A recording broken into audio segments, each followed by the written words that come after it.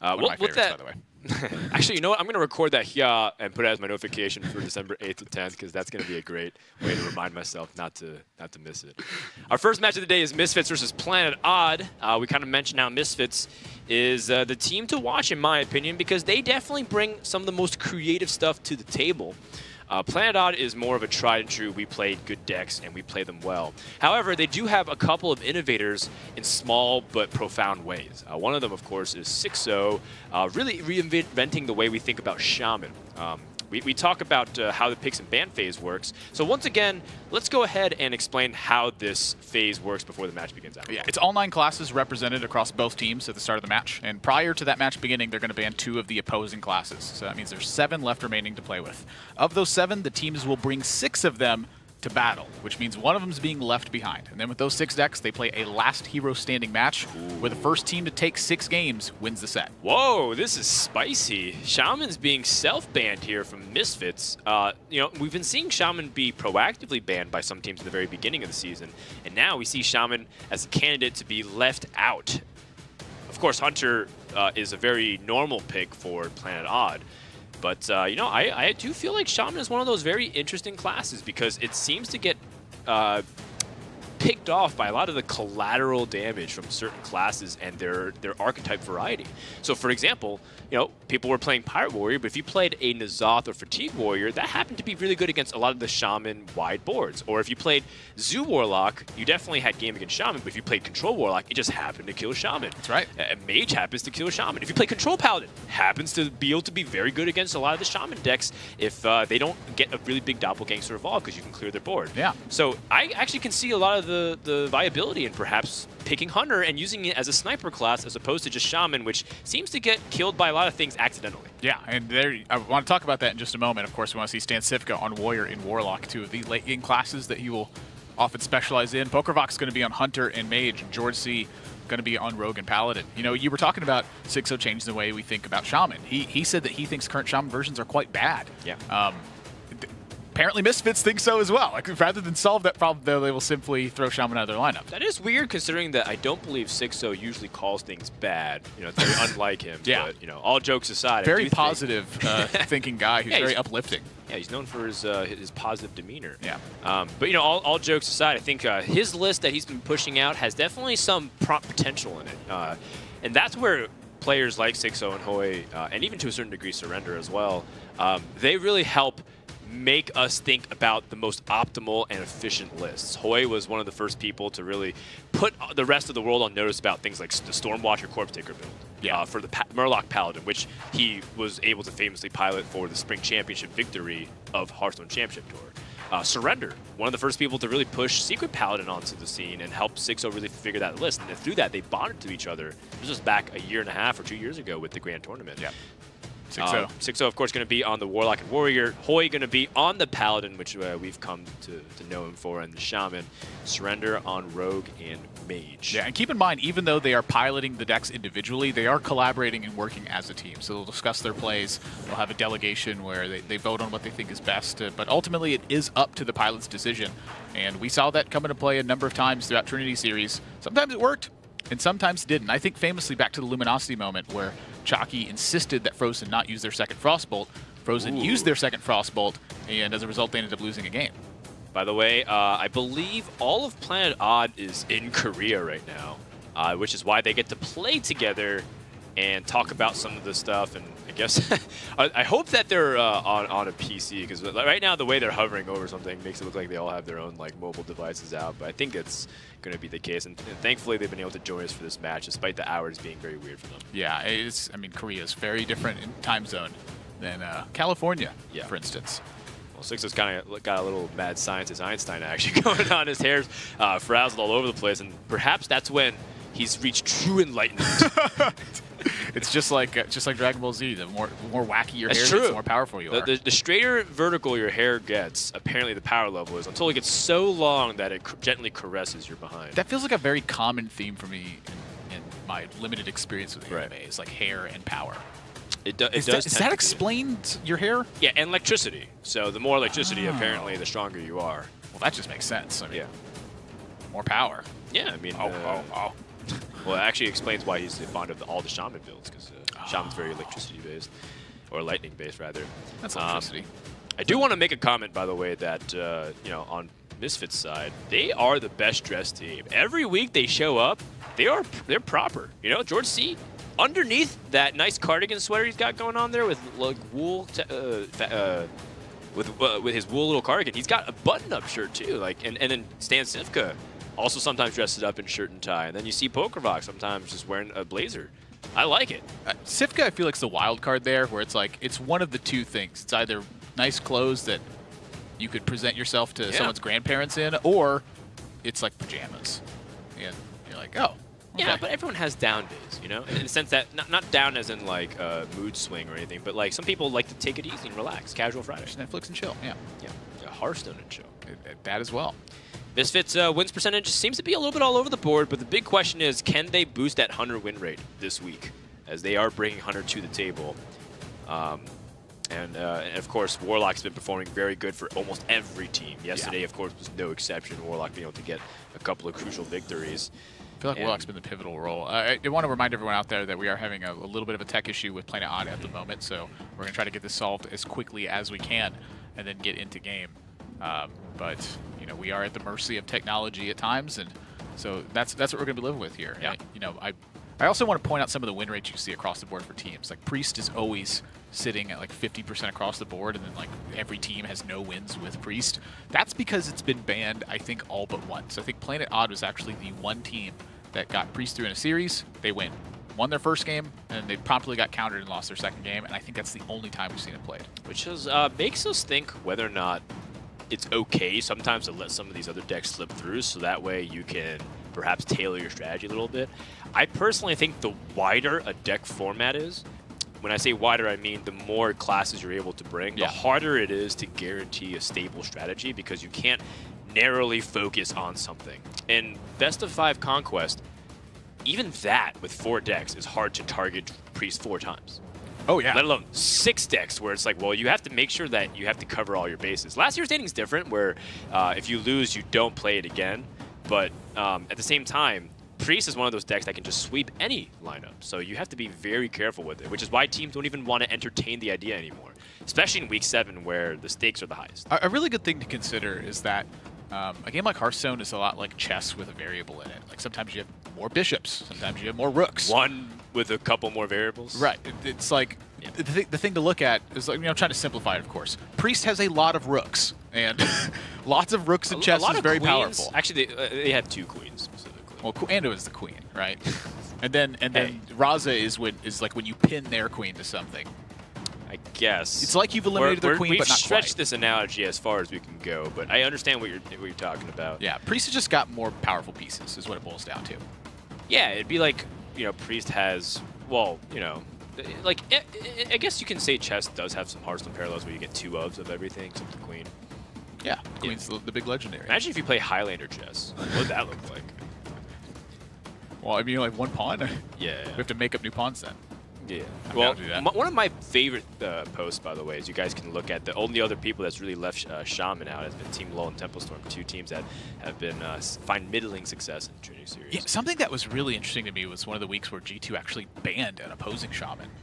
Yeah, and they won. And I was like, whoa. And their idea was, because Murloc Paladin had performed so fantastically in the first week, that their idea was quite literally to target Murloc Paladin, to get it on deck, to counter it with something, have eliminated one particular deck ahead of time, and then ride a big Warlock wave to victory after countering a Murloc Paladin, which did work out for them.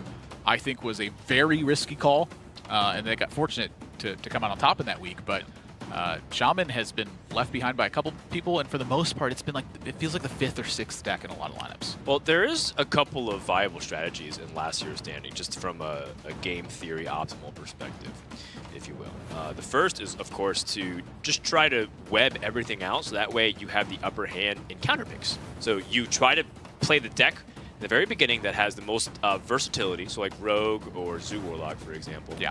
Get the win, and then from there, always stay 1 game ahead. So win, counter, counter, counter, counter, counter, counter, and you find the final save. So that's one theory. Another school of thought is you bring decks that can sweep everything. So you just bring decks that are not necessarily favored against anything, but definitely not unfavored against anything else. Rogue, for example. That's a deck that doesn't really have too many hard counters. One of them may be Mage at best. But generally, it's just good against everything else. So you could just bring sweeper decks. Another one, of course, is something that we've been seeing, which is try to get 2 ahead by having a momentum swing, which is like let Murloc Paladin have 2 or 3 good matchups. Or Mage. Mages have been a deck that's been coming in, getting a couple wins because people can't counter it effectively halfway through a series. Yeah, it's something to note about what. Oh my gosh, I'm not going to acknowledge that. At the moment, I want to talk about my point a little bit more. Talking about the getting 2 games ahead of point, I feel like if I had to guess, I would say the teams that have gotten 2 games ahead in a series have somewhere like a 90% match win rate. And one of the reasons that is because when your opponent queues up a deck versus yours, ideally for them, it is their best matchup. So imagine you get to counter queue your opponent and you're on even footing when that counter queue happens. That means you're pulling ahead by a game, and then your opponent queues their best matchup into you right afterwards. If you're able to overcome that unfavorable matchup and you're 2 games ahead, your opponent just doesn't have a lot of strong options left. Right. And that's really a big talking point for Rogue. Yeah, your opponent doesn't know if you're going to queue up Rogue, if you're going to queue up Mage, if you're going to queue up Warlock. They're all viable counters for different, they're all viable cubes for different reasons. If Rogue takes a game and then it happens to take the next game afterwards, you're at this massive advantage. And towards the end of Trinity Series, we've been seeing the Rogue lead more often than we did at the start. Yeah, and I partially think that the people that take a gamble by having Mage counter at the very beginning, I mean, you've been saying it yourself. The people who start off 2-0 in series has been getting a significant lead. So if people can win this Rogue mirror, it'll be vast. It has vast implications for the rest of this best of 11. Let's go ahead and start tuning in immediately to the team comms and see what they're talking about. Because of just captain. Quiet. Church, don't talk too much.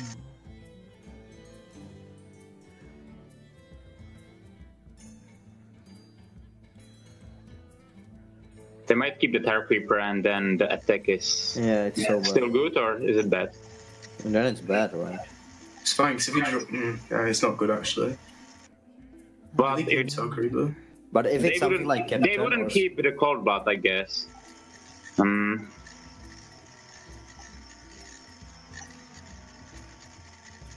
Maybe hit it.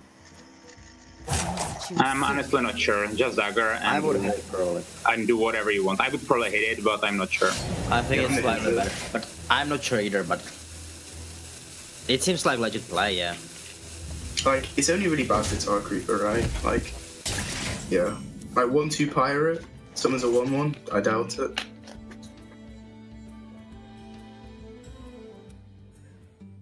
We never play all the one drops. No, when I have one. Play 2 one drops. Because we have curb. Like, okay, play 2 1 in the attack with the deck. so we play patches back Yes. So and keep the this. I'm in charge now. Yeah, it's just Good. Good. What did they keep them? What the hell? Backstep and Slayer, maybe. Maybe. Now we can put super big Edwin if we want. Yeah. Bounce Heartfly 2 times. I like that.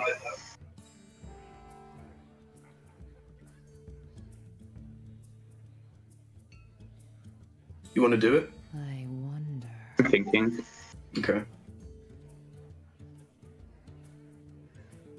They probably have Slayer and Backstep. You think? So it might be good enough to play it as an 8-8, right? And not as a 12-12. So yeah, we go Firefly, Coin, Shadow Step, Firefly, Edwin, right? Which makes it a 10-10. Yeah, it makes 10-10, and I think it's enough. Yeah. I don't think we're gonna double Shadow Step. I think it's like. But maybe like you set up turn to do it fast, yeah. Kill patches and. I'm just gonna play a 10-10. That's big enough. Like, Shadow Step's still pretty decent, like with SI and stuff. And like, even if we get Captain and patches, maybe. I think it's okay, yeah. Win the game unless they have Slayer. And they never keep Coin Slayer, right? They could. They could with Firefly, like. Sure, maybe, but I think it's a bit dodgy. But it's possible, like. Sure, obviously, but I don't think it's that likely. But I'm pretty sure they have Backstab. trade slam.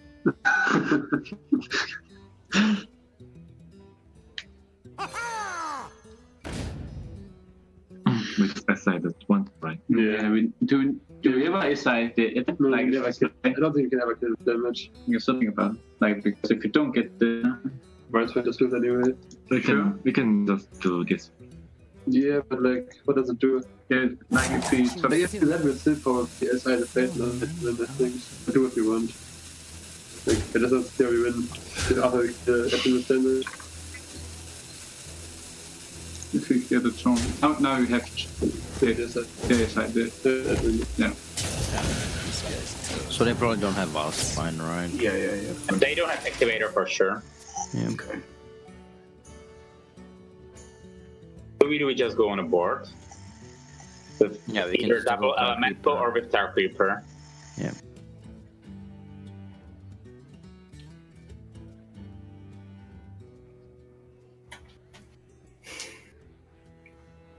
Every three extra toughness, or Dark Reaper and elemental, or we have double elemental and we kill the deck hand.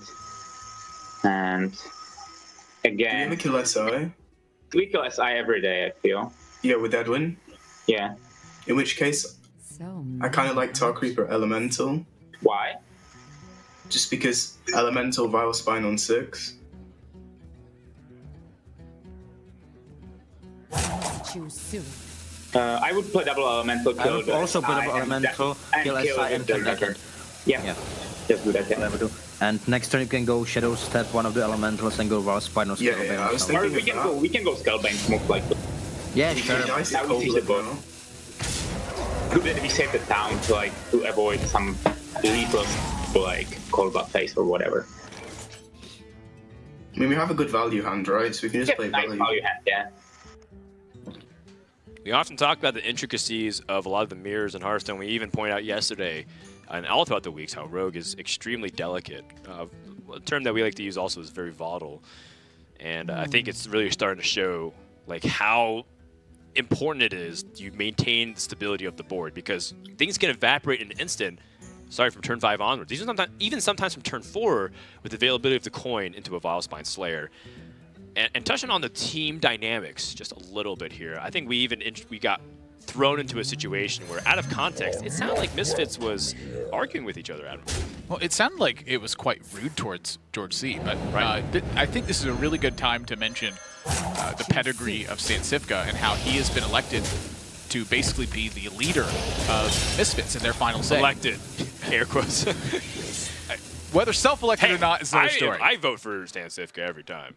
Here's my point: is that you heard him say early on, George C, be quiet. No, he said, George, Don't talk too much. I'm paraphrasing, of course. You know, he said like 6 words, and you paraphrase it to make it even longer. The point I'm trying to get at is that George's role on the team has often been to test Stan Sifka and Pokrovok to constantly think outside the box and remember that they are accounting for everything. Right. That is often a player's role on one of the teams of 3 players, is to simply think outside the box and force the others to take into account everything. It's not trying to be rude. You know, they're trying to win a match of Hearthstone, not have a polite conversation. But George C is the pilot at the moment, and Stan Sifka is the final say when it comes to Misfits. Yeah. He needs to be able to think and speak clearly to George C so that he gets the message that they're concluding to. Yeah, so in this instance, Misfits has been setting up for a Cobalt scale bait, but, you know, it's just a hypothetical. George would be like, well, what if we just utilize Leroy in this position? What if we just Shadow Step and Vilespine instead? This is the definitely Shadow Step Vilespine turn. Their main goal is next turn to eliminate the board position from Planet Odd to ensure that Bone Mare cannot be landed. Cairn is going to throw a big wrench in that, but Misfits has a big reload of their own. So Planet Odd here, I mean, this is a windmill slam the Cairn on the table, I believe. But it is quite a tricky position for them. They are losing on board, and they are losing in terms of card advantage too. So they have to have hope at this point.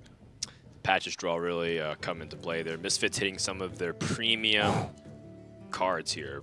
Bone Mare is definitely the big ticket item as the game continues to develop. Yep.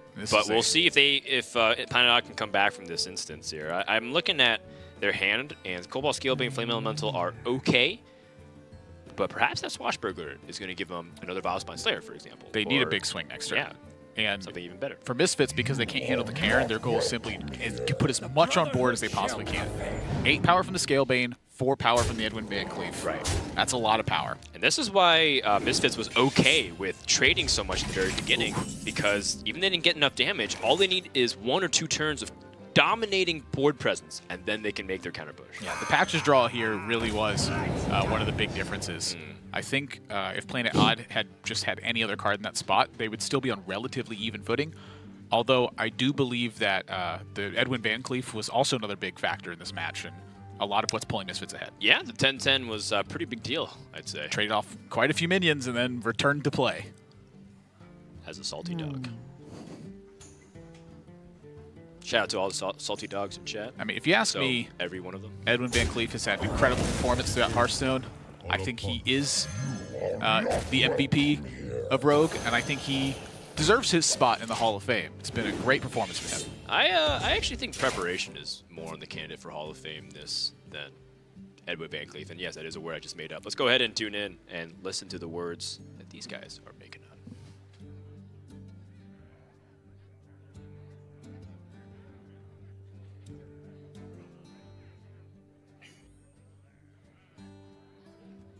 So many options.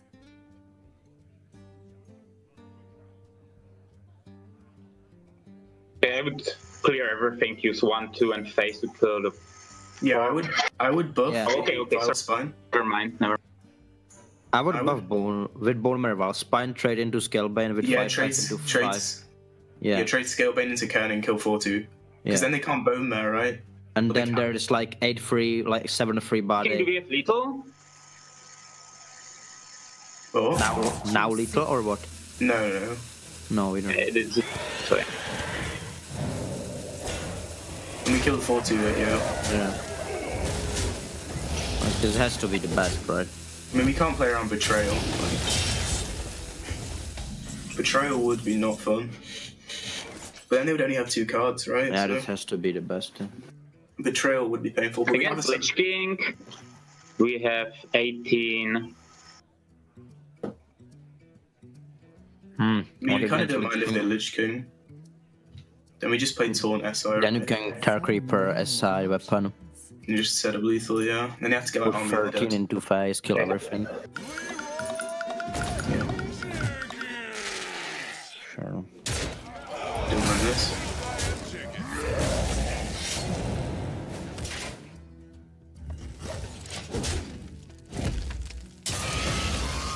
So they have random rogue cards as well. Yeah. And a 1/2. And the 1/2 element. Leroy's gone. What's best against Valera? It's probably the most problematic card.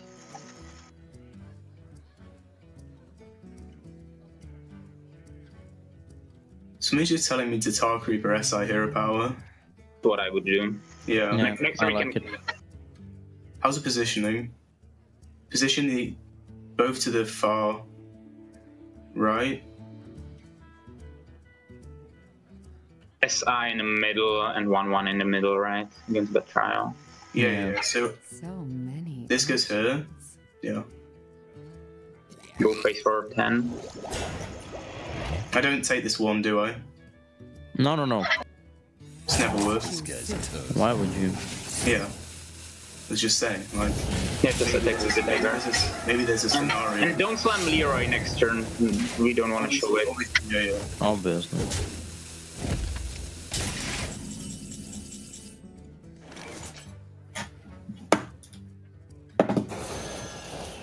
That's fine. Okay.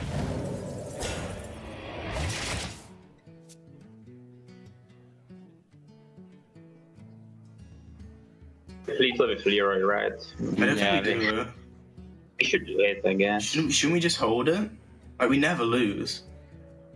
Like, if we just kill this thing and push, we never lose, right? I don't want to play this.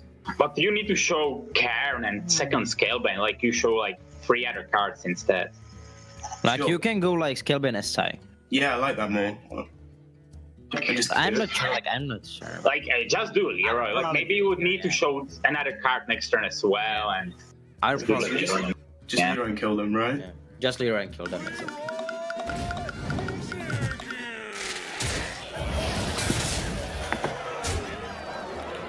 Like, they're probably thinking, why did they rogue that? They probably thought we couldn't pass. Okay, this is a really big win.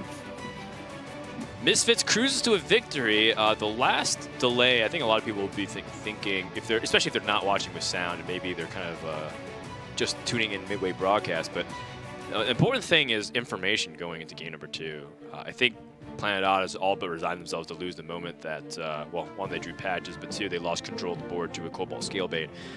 And Misfits was debating about what they want to reveal to their opponents. Can we conceal the Leroy versus perhaps maybe make them even think about other stuff? For example, there was an inflection point of 4 damage. So maybe Eviscerate was something that they were like, well, should we just use that or make our opponents think about that?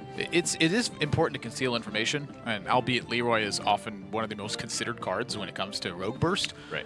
It's not always found in the deck list, and if there's a team that I would peg on perhaps not having Leroy, Misfits would definitely be one of them. So the discussion at the end was, should we show Leroy or should we show the fact that we have a second Scalebane and a Cairn in the deck? You know, Cairn's not always included, and second Scalebane, albeit very often, is there. I have played lists with only one of them at times. Yeah. So the bigger picture to look at there is concealing information. In Last Hero Standing, the deck that wins is the one that stays, and the one that loses is knocked out of contention. So the more information your opponent has about your deck, the more accurate decisions they can make in future games. Yeah, and there's definitely a lot of things to consider when you're playing at the high level, and I mean, when I've been actually dipping into you know, the lower ranks myself when I play on my free-to-play account. There's also some weird combos that I've seen with like Wolf Rider. Like I'm like, okay, I'm counting for like they've used their Leroy, I'm good, and then it turns out that other rogue deck at like rank 16 had a Wolf Rider as well. And I was like Wolf Rider Shadow Step. I'm like, what am I watching right now? And it just bursted me for like 11 out of nowhere. Something I remember from back when Leroy was changed to 5 mana was that a lot of the Control Warlock decks, they used Leroy, Power Overwhelming, and Faceless Manipulator as their burst combo. It was 20 points of damage. Yeah. When Leroy got changed to 5 mana, this is before Emperor Thaurissan was introduced into the game, players started moving over to Arcane Golem to use the Power Overwhelming Faceless Manipulator combo it was to burst. much more efficient. And what ended up happening is Arcane Golem just turned out to be better than Leroy Jenkins, even at the 4 mana slot, because you could play Arcane Golem, double Power Overwhelming, and then kill them with the Faceless Manipulator. It was 24 damage instead of 20 damage.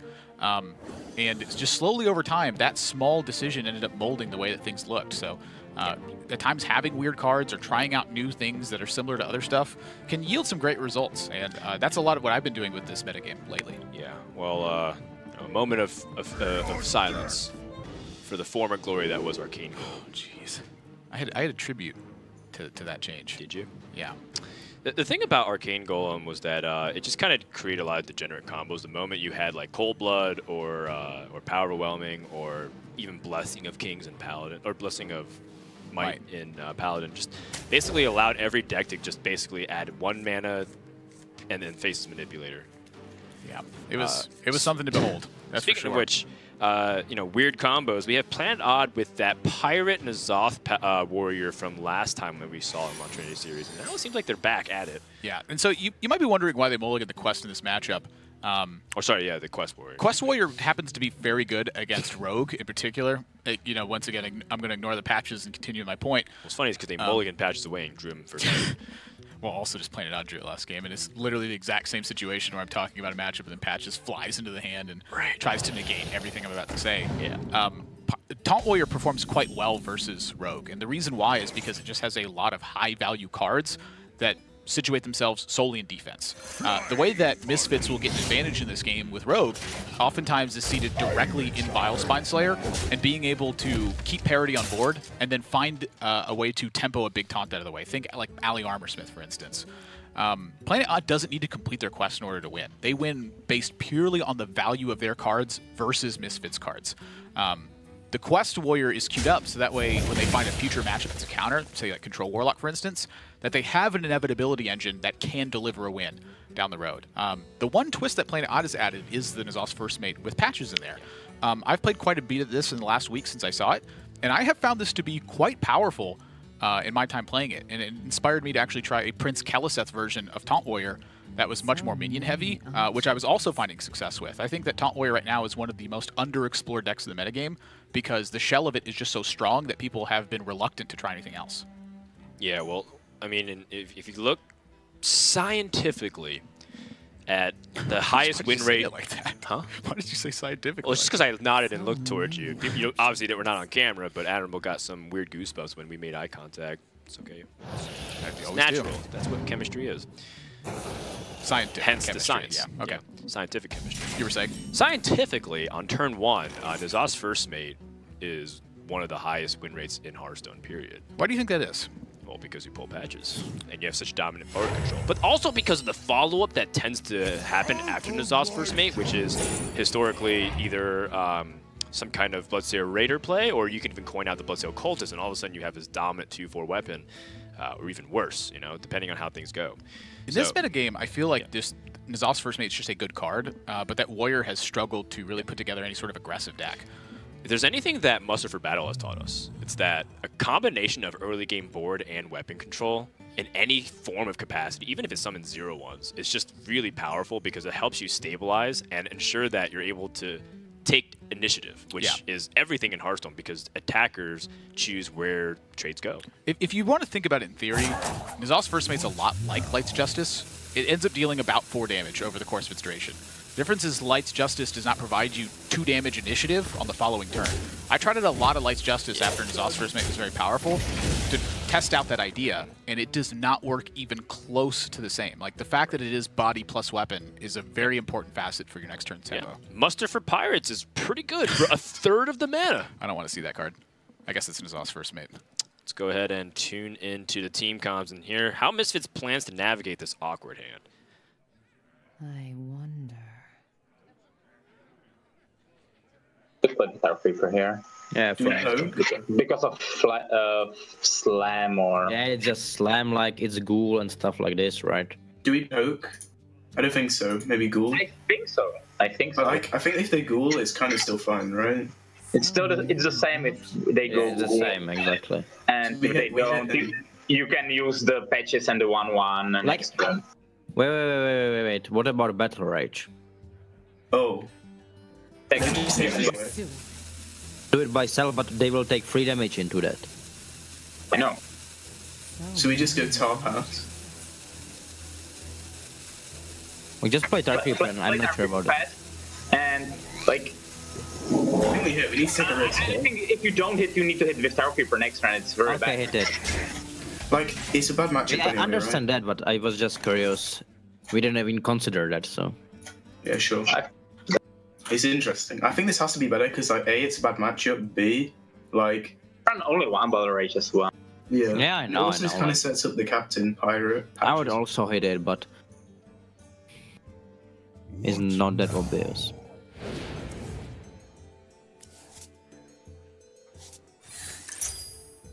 Wow, okay.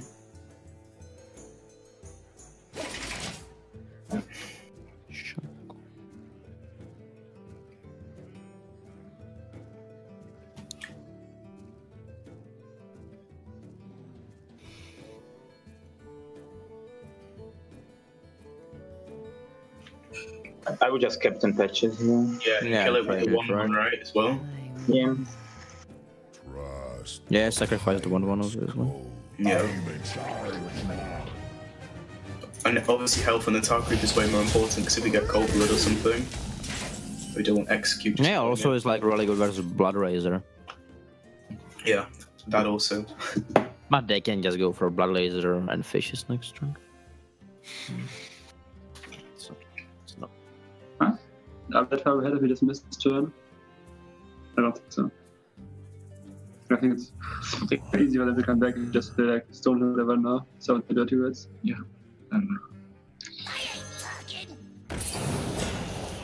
Easy. Another one.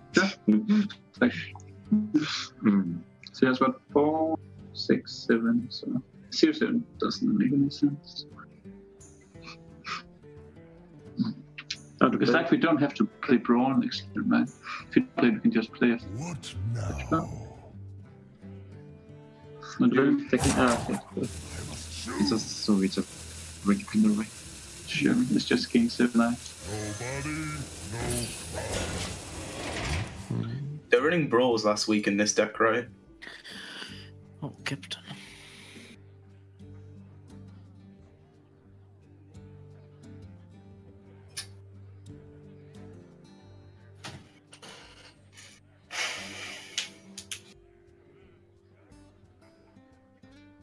So many options.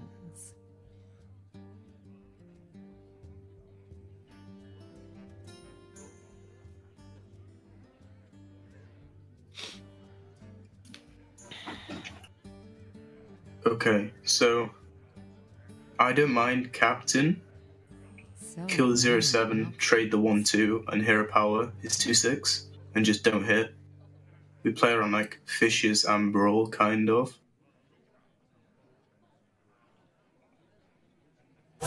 Choose soon. Play Captain. Yeah, I want to kill the 0-7, trade the 1-2, and I'll face. Trade the 1-2 into their turret with the 0-7. Yeah. Not sure if you want to use face into their turret still. I wouldn't probably. Could hold. Does it make the trade with Patrick? I would probably do that. I would probably hit it. Okay, let's hit it then. Like, I think it's just better, right? Like, They go I'm not sure. if they go something like They go 2-7, Brawl now for sure. yeah. Otherwise they wouldn't do that. like Just took sure. extra, you just took extra damage, but it's not that important. I think it's necessary, because if they don't Brawl, like, we can trade But the if they patches don't and brawl, all this is much better, right? Yeah.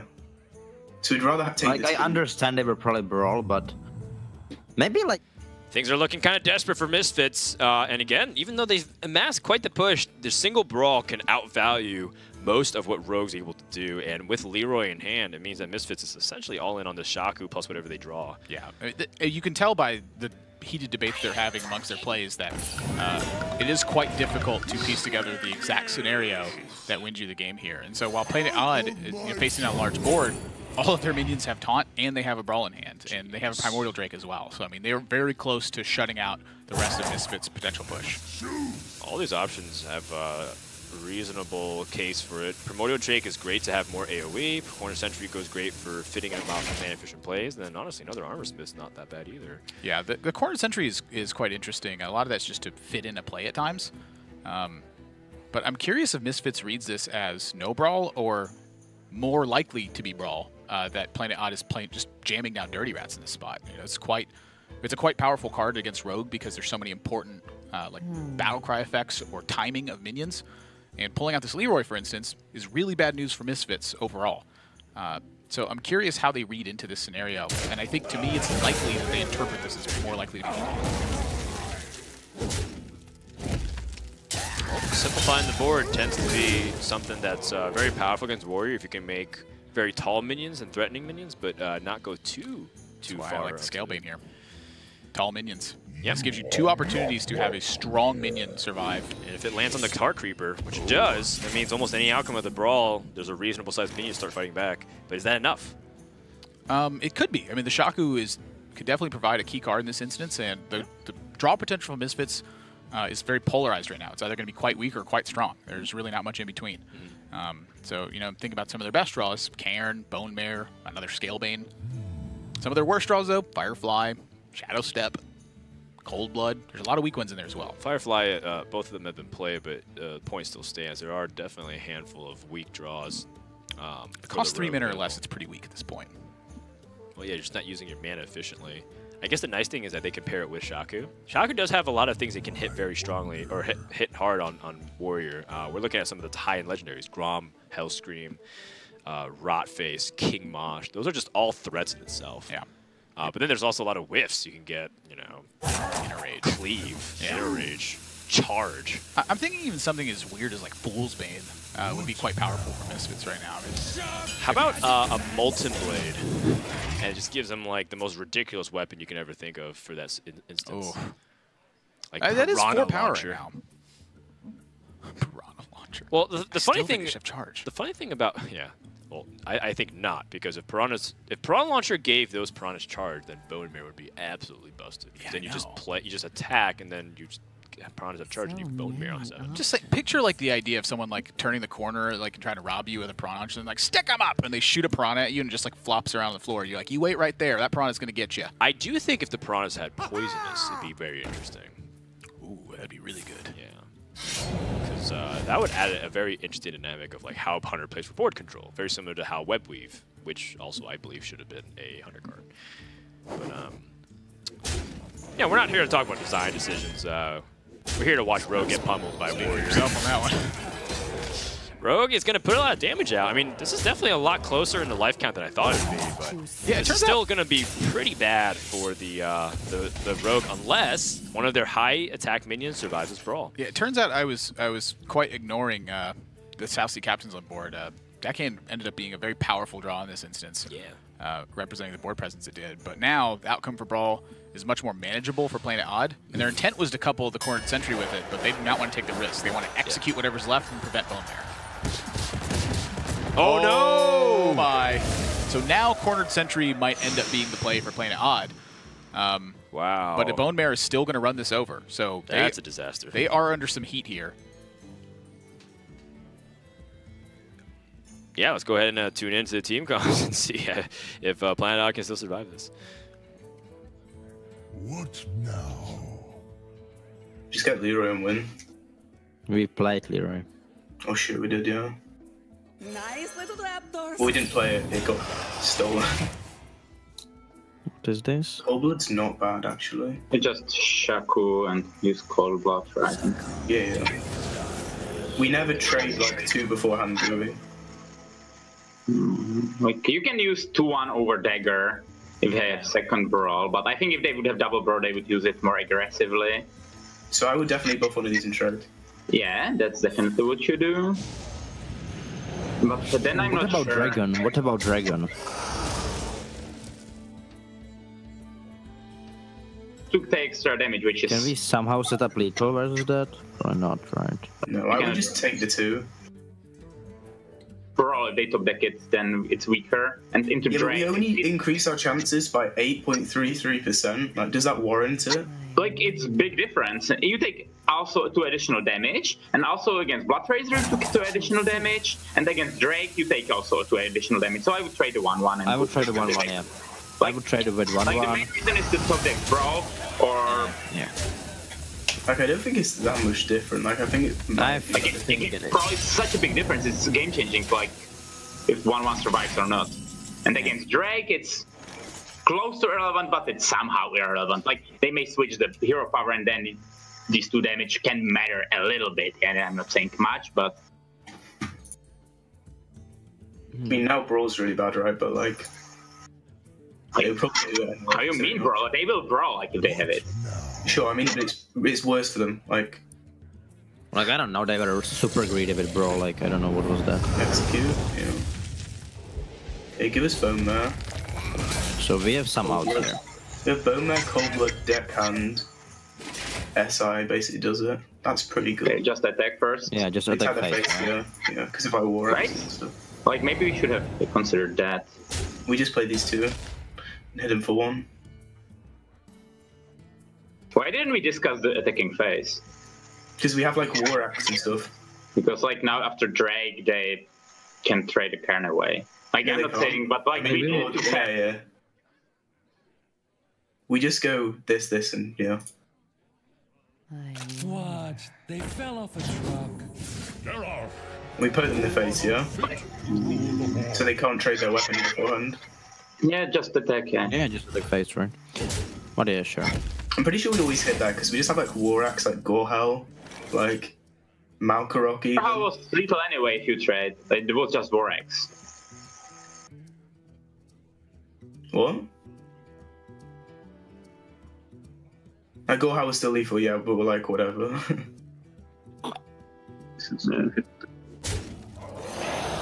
We just read the crap. But I never played anyway. No. I'm pretty sure I'm having no cards on any condition. Okay, no, sure. Or wait, probably yes, right. Now we need to think, do we hit or not?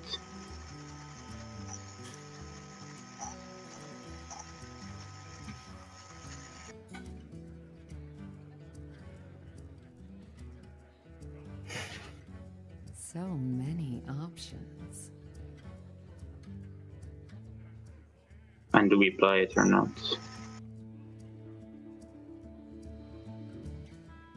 We'll probably just trade, even use the face and go on a board. Yeah. I would trade here every time. Like, if they... But, like... Have a Drake, they will hero power and play the Drake, right? Every day. We're gonna lose to that, right? Like, they still trade like their hero power. Yeah, like... Probably trade and keep the 2-2, I think. Probably keep it in hand because of like... Yeah, keep it in hand. I would take 4, take 4, take 4, take 4. Yeah, take 4 dagger. Yeah. Like with Bone Marrow, it's quite good, and yeah. It's like now we have even double with SI, like we have double Slayer, double SI in the deck, and double Bone Marrow. Like, it's like 6 out of 17. It's like slightly more than 1 in 3. It's like 35%. Made to fit. Well, looks like Planet Odd's got the quest online, and if they can just barely stabilize, they can get there, and Rogue is so close. Now would be a really good time to have skipped the Kel'Seth and opted for Eviscerate. Yeah, and it's moments like this. It's somewhat awkward to say, but Eviscerate at times has been a better option for Rogue, and I'm still quite torn on which is better and why. And yeah, Odd. I mean, are they really tanking this? Yeah, they full believe. I mean, it doesn't matter if you win by an inch or a mile. Winning is winning. They do need to push Quoted by damage. the great philosopher Vin Diesel. Fast and the Furious. He played a lot of D&D, you know that? He's his D&D character's original character's name tattooed on him. Well, that's funny. My D&D character's name's Triple X. It's also tattooed across I your maxed chest. out strength very often. Yeah. Actually, no, I just maxed out luck. For some reason, I just rolled 20 every time. That is the Hearthstone way to play it. Which is, of course, going to be extra fun for Kobolds and Cataclysms. I really hope they implement more of that kind of element of it. No comment. It's hard to... I mean, I don't know anything. I don't know anything either. I'm just saying it's hard to comment on that without people, you know, making a joke about luck somewhere. And I'm like, it's a card game. Yeah, there is some luck. I feel like we shouldn't shy away from those conversations, though, because I feel like the Hearthstone community and general player base has matured enough to understand playing to probability versus playing to the available strategies in front of you. I'd say for the most part, yes. Yes. It's often more facetiously mentioned. I just think back to like the first time I saw poker played, for instance. I was like, how does anybody win? I mean, you don't know what the other guy's cards are, and you don't know what's going to get dealt. And then the idea of probabilities was introduced to me. I was like, oh, that makes a lot more sense, and it's way more interesting. Yeah. It takes some time to get to that point, but it's hard to believe that Rogue got this close despite drawing patches. Well, it was that on turn brawl. Think about that brawl outcome of the Tar Creeper, 7-power Tar Creeper living. I mean, so some things went their way, and actually, interestingly enough, Misfits won that 1 in 5 of that brawl. Yeah. For the Tar Creeper to win, but they also lost the 1 in 5 of drawing patches by turn 1. So I don't know. It's very interesting. Front and I have slightly different calculations on that. Of where the it's approximately 1 in 5 by my count. Yeah, there's a couple percentage points to actually go against that. We're accounting a situation where you full mulligan your hand, and patches is in your deck. My calculations come up with that if you're going first on turn 1, you'll have it about 14.66, repeating, of course, % of the time when you full mulligan your hand, no matter what. Right, but because I'm accounting for 0% chance that you'll keep patches in your opening hand, because you always throw it away every time. Either way, you know, Misfits definitely not able to get past that hump now. The armor count and Prince Kel'Seth comes into hand, so that answers that question of Eviscerate versus Kel'Seth. Unless they're that wacky. No one's that wacky. Because it's activated, so you can't actually do that. Yeah, Misfits is locked out, and they were dependent on a Swashbuckler Hail Mary. No Mortal Strike, or I don't even think of other direct damage spell, because Bash has been rotated out. But I mean, Misfits even Mortal Strike's out of range at this point because of the armor count. The Armor Smith has boosted them outside of the Mortal Strike range. Exactly. Even if the activated Mortal Strike range, no less. I still would have liked to see Mortal Strike like mitigate healing in some way. What do you mean? It's like, Mortal Strike? Oh, like your opponent heals for half the next turn? So like in Mortal Strike in World of Warcraft was a healing debuff on your opponent originally. And I believe that since you know, years of that effect being dominant, they just removed it from the game. Okay. That like the healing debuff doesn't work anymore. They just took it out of the game, I think. Okay. Because it was just so powerful. But like in Hearthstone, for instance, I think it would have been cool if like it mitigated your opponent's healing by half. Yeah. You know, say like going into a Reno Jack's turn, right? You literally just Mortal Strike them, and they Reno, instead of going to full, they heal up half that much. So if they would have gone from 1 to 30, instead they go from 1 to about 16. I don't know if you round up or down. Oh, I mean, I think they tend to round. Is there an instance in Hearthstone where they round? There's nothing rounded in Hearthstone. There's nothing No, that says like I half think there damage or is. whatever. I think it'd be cool if stuff dealt half damage. I mean, there's always the other way. There's doubling all the time, but there's halving. Well, doubling is easy, so it's ×2. Yeah, exactly. Well, yes. I was talking about, is there anything that's rounded in Hearthstone? I don't think so. So now I'm starting to search my my turn. The game's over, by the way. There's no way for Rogue to really pull themselves out of this. That's why we've disengaged with explaining the plays. Yeah, just in case you were wondering. And this setup Very here much over. either eliminates the minion from Misfits, or it eliminates Misfits, Yeah. which either way eliminates them from this particular situation.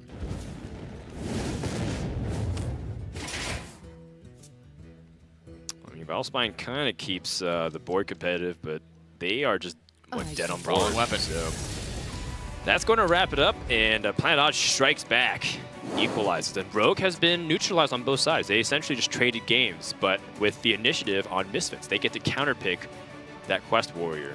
Yeah, and I think this is one of the reasons that Quest Warrior started finding its way into Trinity lineups, is because it does such a good job versus Rogue. And is a fairly unimportant class in the grand scheme of things. Warrior is, I'd say, about average right now where classes are concerned. So losing your Warrior on a counter pick isn't the biggest deal in the world. Their goal is to find a situation where one of their decks can win a matchup and then there's not a strong counter from the opponent. Leading with Rogue and then countering an opposing Rogue with Warrior, or taking the lead with Rogue, both of those situations lead to those styles of spots. Yep, and we'll see if Planet Odd can continue to ride this wave of momentum. We've been seeing how powerful it is just to pull out 2 ahead, or be able to even just break the serve and answer 2 back. And Quest Warrior is one of those decks that gets forgotten, but also has just kind of like that mid-range hunter effect, where if it just kind of curves out really well, then it'll just beat anything. Yeah. I would say the comeback potential for Taunt Warrior also makes it a lot stronger than mid-range.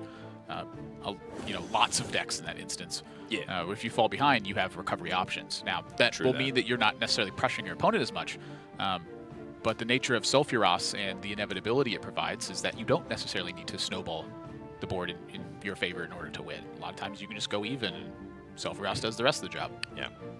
Well, we'll see what Misfits has in store right back. There's a lot of pressure decks. We've seen Murloc Paladin, for example, be a pretty good option to stop the Quest Warrior. We've seen other decks be able to outlast the Quest Warrior as well. That's where I think the Nazoth First Mate is quite a genius inclusion from Planet Odd. This is the first team or player that I've seen choose that particular card. And against Murloc Paladin, my success rate has gone up enormously when I've drawn Nazoth's First Mate to fight on board. A lot of times I can keep them from landing key turns, and sometimes even just Ravaging Ghoul will clear up what's left. And it opens up Sleep with the Fishes for you. It helps you develop Armor Smith and just continue to chip away at board presence until you get to your big defensive turns. Planet Odd doesn't struggle as much with like Scalebane and Spikeridge Steed as much as they do with containing an early board. True that. Whether or not Planet Odd is going to be able to withstand the Murloc Paladin pressure coming out from George C. We'll see. The big cards are the ones that end up just making Warrior not be able to efficiently remove, like Spikeridge Steed, for example. Like, even if you execute, there's still a body there that they could Bone Mirror. And even if you're able to eliminate that, there's just multiple layers of threats. And then you also have Gentle Megasaur as a potential awkward thing to deal with. Planet Odd's laughing a lot about this keep, and I do think that the Fireplume's Heart is quite a weird keep in this matchup. It's very similar to the way the Rogue matchup was, where your goal is to eliminate your opponent's stuff, not to, you know, quest taunt your way to victory. But they keep Ravaging Ghoul, totally understandable. They keep Armor Smith, totally understandable. The quest is quite weird on the keep, though. They draw Sleep with the Fishes, though, so this game is looking like Planet Odd has some good outs here. Landing a big Sleep with the Fishes is a huge payoff in this matchup. Usually, yes, but there are a couple cards that can throw a big wrench in things. We mentioned one of them, Gentle Megasaur. Another is Cold Light Seer, which happens to be teched very often because it streamlines the Murloc Paladin's game plan. Murloc Paladin, even though it's fairly linear with what it wants to do, which is build a board and kill you, and usually curve out with like a 1-2-3, there's a lot of debate on deck lists, even from when it first started becoming popular in Ungoro. Halfway through, it started becoming like the top tier deck. And people were arguing about Corpse Taker packages versus Curator packages versus making it more top end heavy with like with Tyrion and a couple of other cards too. And now it's being debated whether that should be built more aggressively. I've seen Murloc Paladins on ladder that play Cold Light Oracles. The 1/1 that buffs all your Murlocs by +1 and then they play more all in. They play Divine Favor. Grimscale Oracle. Was it? Sorry, did I say Cold Light Oracle? Yeah, I meant Grimscale Oracle. I was like, whoa, Cold Light Oracle. I was like, that is... No. The Grimscale Oracle, and then top out a Sunkeeper Terram with Divine Favor. I don't know why Grimscale Oracle is less surprising to me, but... Yeah, they don't even have Bone Mirror in the deck. I was like, what? It's crazy. If you're going to run Grimscale Oracle, you better run Bone Mirror. I mean, it's just people are experimenting a lot, and what's really important is that you fundamentally have the core Murlocs. Everything else is gravy. It's a great start for playing it odd. Misfits. Can you imagine Bone Mirroring a Sagath? Yes, I have done this. Because I've been playing Taunt Warrior with Bone Mirror. You just throw a Sagath in there. Wow. It's a taunt. It's a taunt, ain't it? Yeah. I'm going to put in some giant Mastodons, too. Important to note that I don't think Bone Mirror... I mean, you can testify this because I haven't put Bone Mirror in my Quest Warrior, but it does not... No, it does even not. though it's a battle cry. Yeah. That gives taunt. Play a minion with taunt. And play a minion with taunt. That inherently has taunt. Yeah, it means play a minion for its cost. It inherently has taunt. Regardless of what that cost is, you do have to pay the cost for it. So like Serenite Chain Gang gives you 1 activation. The copy, it provides some battle cry, though. You didn't play that one. You got it for a battle cry effect. Yeah, no, it's important. You know, I watched a new player play the other day, and they were playing the Priest quest, and they played a minion that said give Death Rattle, and they're like, well, the Corpse Raiser. And then they're like, well, why didn't that work? And I'm like, well, it's not a Death Rattle minion. They said, well, it said Death Rattle on the text. And that's where some of the counterintuitiveness might confuse some players. Yeah. That does have an important distinction on it as well, though. It says summon 7 minions with Death Rattle. Right. So in that instance, like say you Mirage Color a Death Rattle minion, and you make a copy from the battle cry, that will activate the quest chain on that one. Planet Odd, by the way, kind of stuck on the turn 3s. Acolyted Pain, of course, very crucial for being able to get a good hand count, but Stonehill Defender also plays into that. And there's also a handful of 4-mana taunt minions that you can discover for a curve play, such as the Bloodhoof Brave or the Serenite Chain Gang. So let's go ahead and start tuning in again to the teams and see what they're really thinking about. Looks like Planet Odd went with the Acolyted Pain. Kill a Collide and remove the armor, right? Yeah, doesn't matter which one we play. Oh, actually, no, we play the one we kept. No, right? we played Play on one of the left because we kept that. Yeah. Alright, we just do it, yeah. Cool.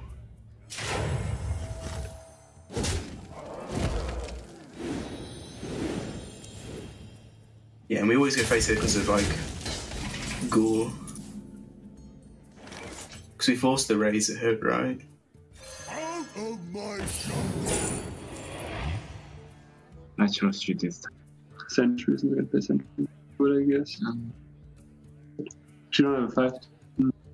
No, it's fine to be Stone. I still like Sentry because we're going to play Stone and Spell. I just want to get my quest done. What now? You don't like just 5 mana drop. No, I'd rather pick that because they are the same for less mana. Even though it's more mana efficient, I did want to play the Bloodhoof Brave. So it's either Bloodhoof Brave or Sentry. Yeah, fair. 6 inch.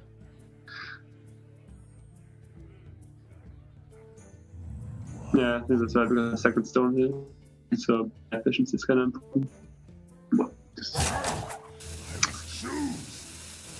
Okay.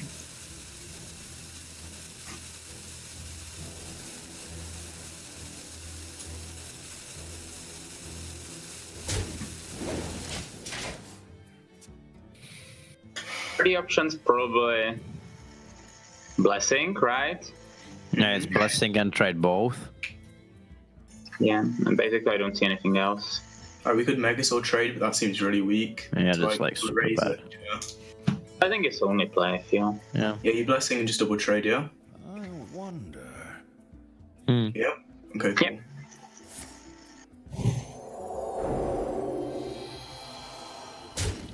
So now if they go 5-7, we can Blade and Hydrologist. Yeah. 5-7. Who's Right. 2/7, I meant. I thought I was missing something. So Planet ended up going with a corner sentry, which I really like because it increases their versatility of plays with Ravaging Ghoul. Ravaging Ghoul is fairly limited to just either the execute or sleep with the fishes, and some cases you don't even want to utilize the Ravaging Ghoul. Now they have more options at their disposal. This is pretty cheeky as well, being able to utilize the N'Zoth's First Mate Patches combination to mitigate a lot of the corner sentry before turn 6, which is the Spikered Steed and the Sunkeeper Tarim, right? Yeah. One of the biggest problems with corner sentry against Paladin is that is probably the best class at utilizing 1/1 tokens. Yeah, I like the cornered sentry take a lot because of the synergy they had with not only Ravaging Ghoul, but also if you just look at the way their curve's going to pan out. If you're going to keep quests against Paladin, you need to complete it fairly quickly. And so getting super mana efficient cards online and then using the rest of your stuff to supplement the board pressure afterwards is a very important thing. I do think they can get quite punished by the Corded Sentry here. Say they ran into another Blessing of Kings, or they run into like a Cobalt Scalebane, for instance. But it's wise of them to trade off the patches in this spot to prevent Blessing of Kings from killing their Corded Sentry. Yep. So N'Zoth's First Mate really changed the way that they played this turn, and it's looking quite good for them at this point. Yeah, and going back off of what we were talking about before, if Muster for Battle gave one of those Silverhand recruits charge, whoa, it's it exists through the N'Zoth's First Mate. It's again to contextualize the power of that card and why it's such an influential factor for, well, why Pirate Warrior is so dominant and still is dominant in some formats. Yeah, they trade in here to represent the Cobalt Scalebane as a direct trade as well. Not concerned with the buff on the 1/1 because just right, it gets traded by trade in. Yeah. So Planet Odd has the ability to deal with this Cobalt Scalebane through the Ravaging Ghoul, which feels a little wasteful now they have sleep with the fishes. They might go that direction anyway. Right, to deny the Spikered Steed. Yeah, they want their info first, though. Maybe denying Spikered Steed's not a priority if you just have strong enough taunts. They just lost Ravaging Ghoul, and now they have an opportunity to pick a Primordial Drake. Although they have Curator, so they already have the Primordial Drake guaranteed. Yeah, this question is just how much value does Planet Odd feel like they need to buy here? And to me, the Primordial Drake looks like it's lined up really well because Misfits just going to have a hard time chewing through a lot of 4/8 dragons that clear off board. They are going to opt for Bloodhoof Brave, though, because remember, their goal is to complete that quest progress sooner rather than later. So I believe they're at 3 right now, or 4? At least 3. I'm looking at the 2 Stonehill Defenders and the one that was played, the one taunt that was played before. The Cornered Sentry. The Cornered Sentry. So yeah, there's 3. So they have 5 with the Curator and Bloodhoof Brave, and then they'll have 7 with the Primordial Drake and the Diehorde Hatchling. Right. So the mana efficiency of Bloodhoof Brave here makes a lot of sense for future turns. They play Curator, they're likely to play Primordial Drake, they'll play whatever taunt they have, and then the Bloodhoof Brave.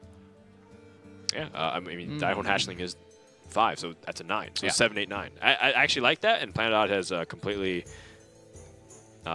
mapped out their next 3 turns, which is very important to do because I think a lot of people would immediately pick the value, like, oh yeah, multiple Primordial Drakes to deal with a bunch of small Murlocs. But they're thinking more about how do we eventually win, which is ultimately completing the quest, getting Sulfuras online, and pressing that hero power button as many times as they can. They're going to run into quite a speed bump here with Misfits, though. Living Spores is definitely one of the more annoying daps to deal with, but it's Stealth not. Can ensure the Bone Marrow sometimes. Stealth is also very powerful too. Wow, I think I'd take Stealth here. You're not really worried about the damage. It does force your opponent to occupy resources, though. So there's a call for that. Can they clear everything this turn and develop? They could. They could attack Ravaging Ghoul into 5/4. Stonehill plus weapon into 2/2. That makes the plants, and then Ravaging Ghoul clears up the 5/1, and then the plants afterwards. And then they can also fit in the Bloodhoof Brave as well.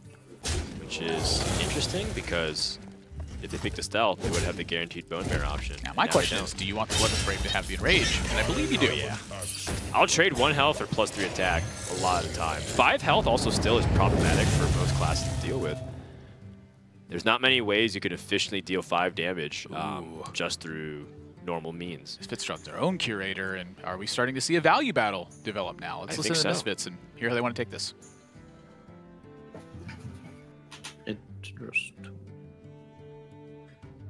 Then they know we have Megasaur, but it kind of doesn't matter, right?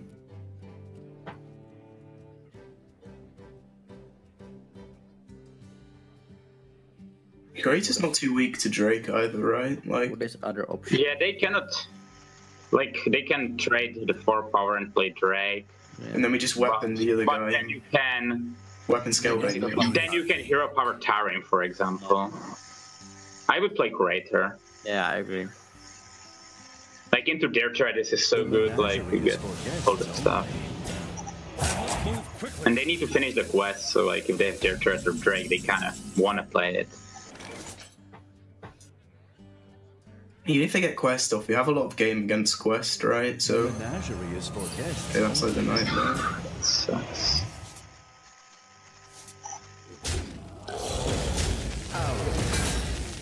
What's going on? Why did they trade like this? Why did they? What? They sacrificed free Oh my god. rather than 1-1. That was definitely a mistake. The way they roped that, 100% a mistake.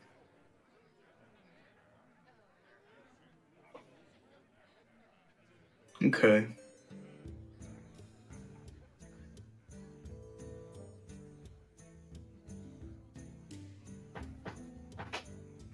I feel like I want to weapon that 5-1. Then Scalebane? Or? Yeah. I think that's like the only valid play, right? Like Tarim's really weak. That if they can play the Drake, they will play the 3-6 though. And trade and leave with the 4-1, but we can just have to weapon it away. Yeah, yeah. The other play, well, I don't see any other play. We Yeah, could weapon Scalebane. weapon. Yeah.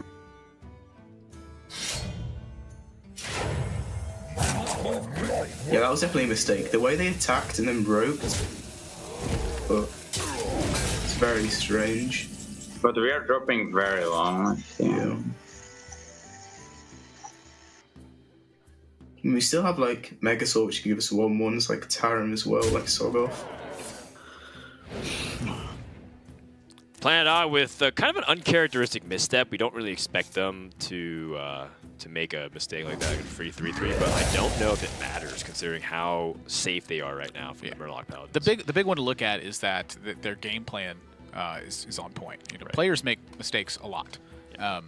If you really wanted to go break it down and nitpick every single thing, if you analyzed games for quite some time, you would find that most players make mistakes throughout their games. The thing about it is, does that mistake matter in the grand scheme of things? It very rarely does, but sometimes it matters a lot. And in this situation, it's a mistake that doesn't matter a lot because their game plan is simply to get to this point. Right.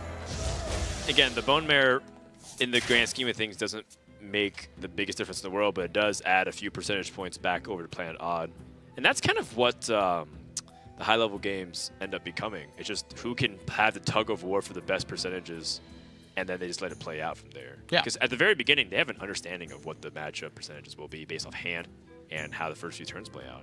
But it's about altering it so that you can get every single edge. So if you start off at a 75-25, can you push it up to 33 perhaps? And maybe those 8 out of 100 games, you're playing that game. That matters a lot. Yeah. That's the difference between winning and losing in a tournament sometimes. It's like, think back to Orange at Summer, where he went for the burn on Surrender Shadow Reaper Anduin. It's a fairly low % chance to actually succeed, but he doesn't lose 100% of the time it fails. Yeah. And when it succeeds, he wins 100% of the time. And he also, you know, 100% of the time gains some fans. So I would say the EV on that play is pretty high, all things considering. That was what I told him afterwards as well. I was like, look, I'm watching your next stream. Let's put it that way. Yeah. And he's already in the finals. He already made a pretty big payday. Orange is like top 5 in earnings now in Hearthstone history. So. Yeah, he's been quite a performer throughout his career. Tuning back into this game, it seems like Planet Odds kind of got their choice of the whatever they want here. That's what you want. Boom, boom. Clearing the board seems good to me. Sunkeeper Terran was kind of a desperation play. This Primordial just dragged all these poor minions over the ocean and just dropped them in the sea.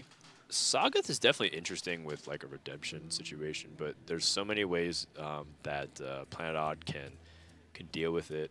And they're so far ahead. I mean, this is when the Sulfuros is at its best. You're at a high life total. Your opponent is being even on resources. How do they recover this situation?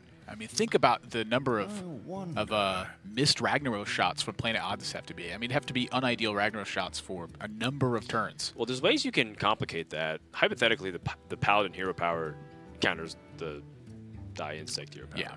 Yeah. In theory. Yes. One of the keys here is that Planet Odd is able to hold on to some of their smaller removal, like the Blood Razor, and they just drew a Brawl. Brawls are best used after you get Sulfuros online. You isolate the board and then either push damage to your opponent or kill their minion in play. One of the keys to beating Taunt Warrior is forcing them to use those cards prior to completing Sulfuros. That's when you have your window of opportunity to redevelop again. Gentle Megasaur can give also the Spores, which has a chance of complicating the combat even more. I did not see what those options are, but that is not a good one. Yeah, I think one of them was like Taunt.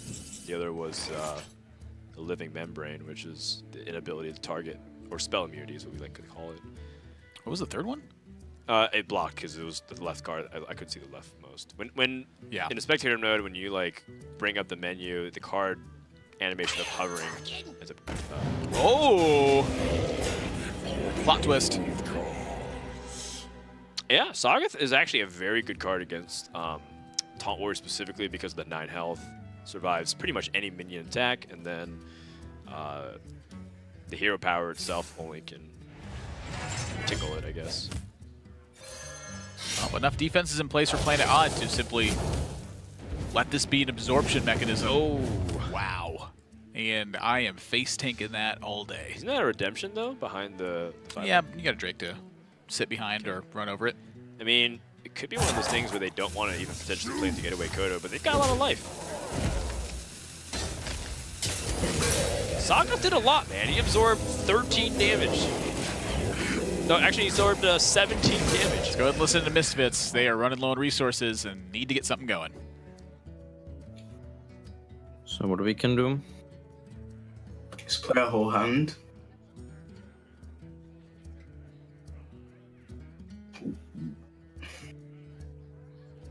I wouldn't play the tight collar probably. I would keep the tight collar. Yeah, I agree with keeping tight collar. I would play the Blessing and Redemption. Yeah, Blessing, yeah. Blessing, trade it into 2/6, trade 4/2. Yeah. Do we hero power? Yes, we do. Yeah, obviously, yeah. Alright.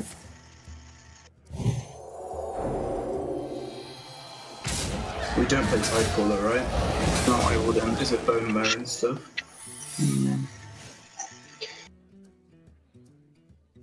Simply have extra. They should go some AoE. Yeah, it's also a brawl as well, right? Like, they probably brawl 4. Might not brawl this, they might just like hero power play some taunts, maybe. What's called repentance, but we don't really care. We still play this, even if it's repentance. So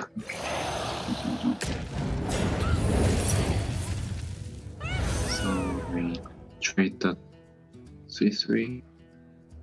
Do you want to hit the free one? That's 3. We could also like hit the 9/4. Like we hero power first. I like hitting one, so hero power first. I'm finding this, so hero power first. This is better than average. Yeah, so... Yeah, I like smoke, yeah. What? I think I like smoke. That's brawl. Sure. But if he gets 80 or something, we also don't... But then we always clear his ball, he will, I guess, then not. Can you just trade 9? Then... Oh. It's okay, that's a fair point. Let's go 1-13. Ooh. We just play everything and go face, right? Thinking. I agree. Yeah, we have to like... Now we cannot play around Brawl, like there's no way. We can't play around anything at this point. Like, if they buy some miracle, we can win this game. Yeah, sure, but they have nothing, like... They really just need fishes. But like, we are losing like almost around every whirlwind effect. You are losing to Whirlwind or Brawl, yeah, and that's it. Fishes.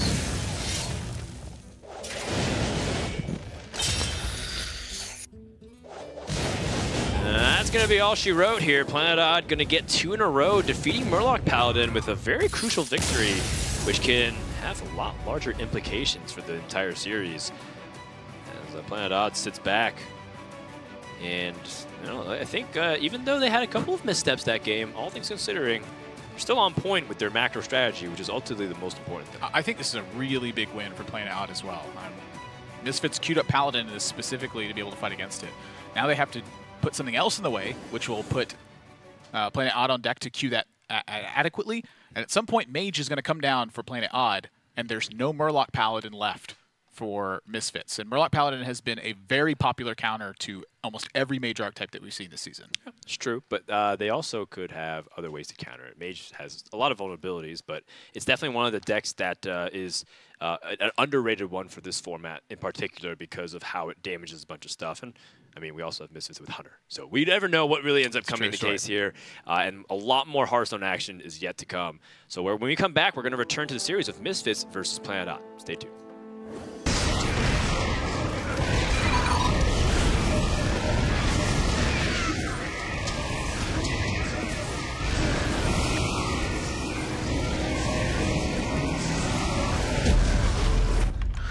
You guys seeing this? Game, record, and stream without compromise. Only on Intel Core i7.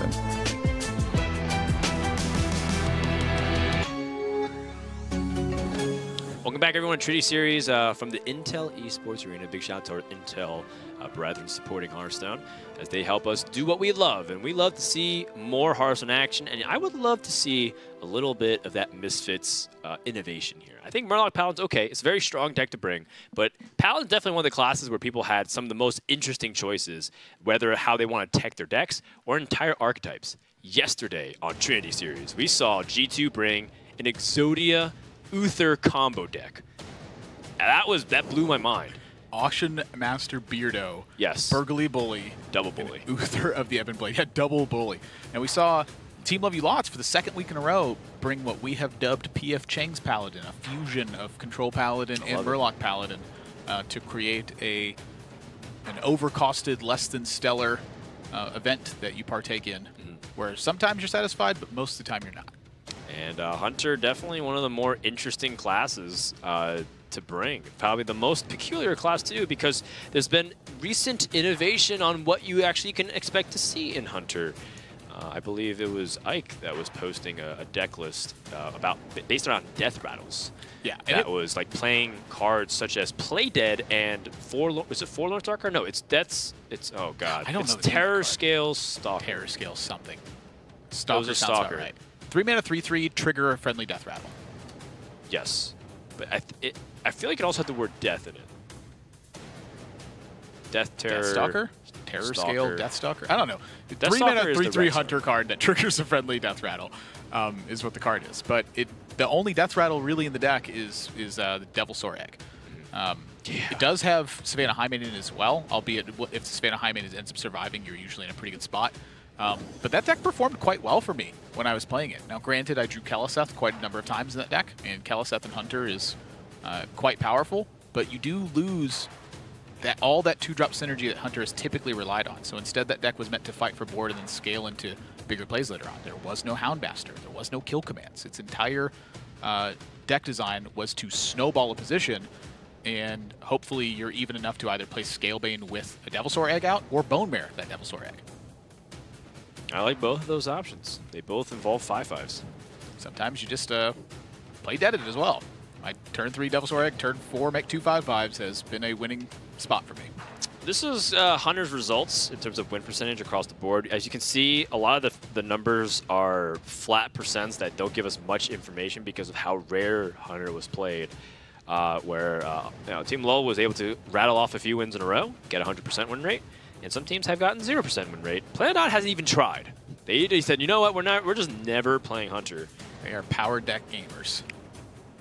Yeah, they like powerful stuff. And how did you know it's bad if they never even tried? Yeah, how do you know you like something if you've never done it before? Yeah.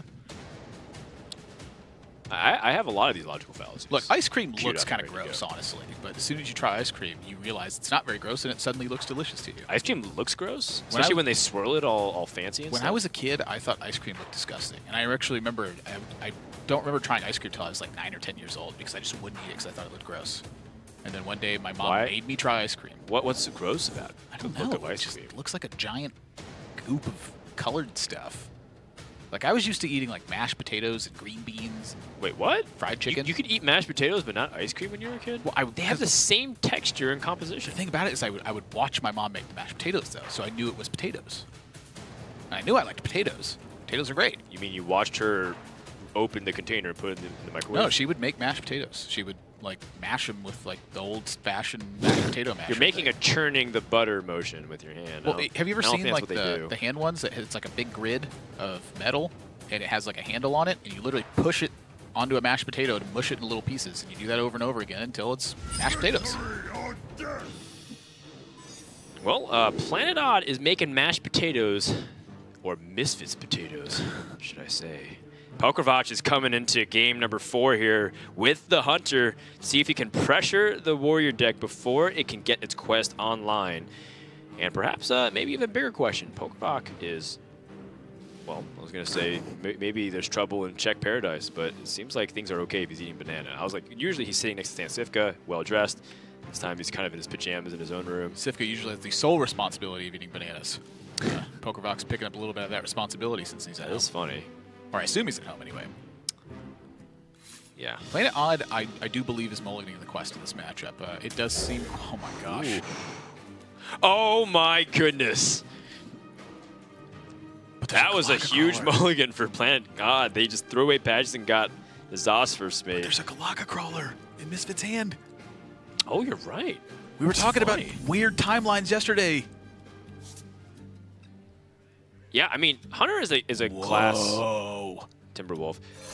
Hunter is a class that can hugely benefit from having Galaka Crawler because of their counter to Pirates and because it's a beast synergy. Let's go ahead and immediately listen in.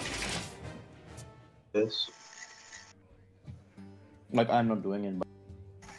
Like, the other option is to Firefly. They would trade a weapon into it. And one Pirate, and then we would Crawler, maybe. But probably Crawler is much safer. I don't know, because if they double trade their Pirate and pass, we kind of don't mind, right? Like, we do. Maybe do a lot, like... I really like going for a Crawler, next turn going for a double Firefly, most likely. Yeah, and then we will play whatever from top, yeah, I agree. Okay, sure, okay. So just going... And do we eat... It's whatever, right? It's whatever, yeah.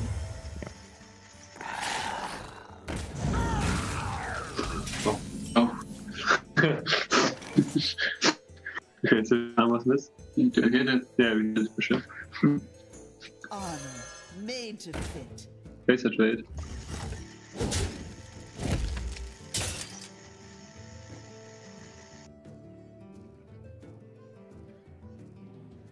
We can go Timberwolf here. Yeah, that's what we will do for sure.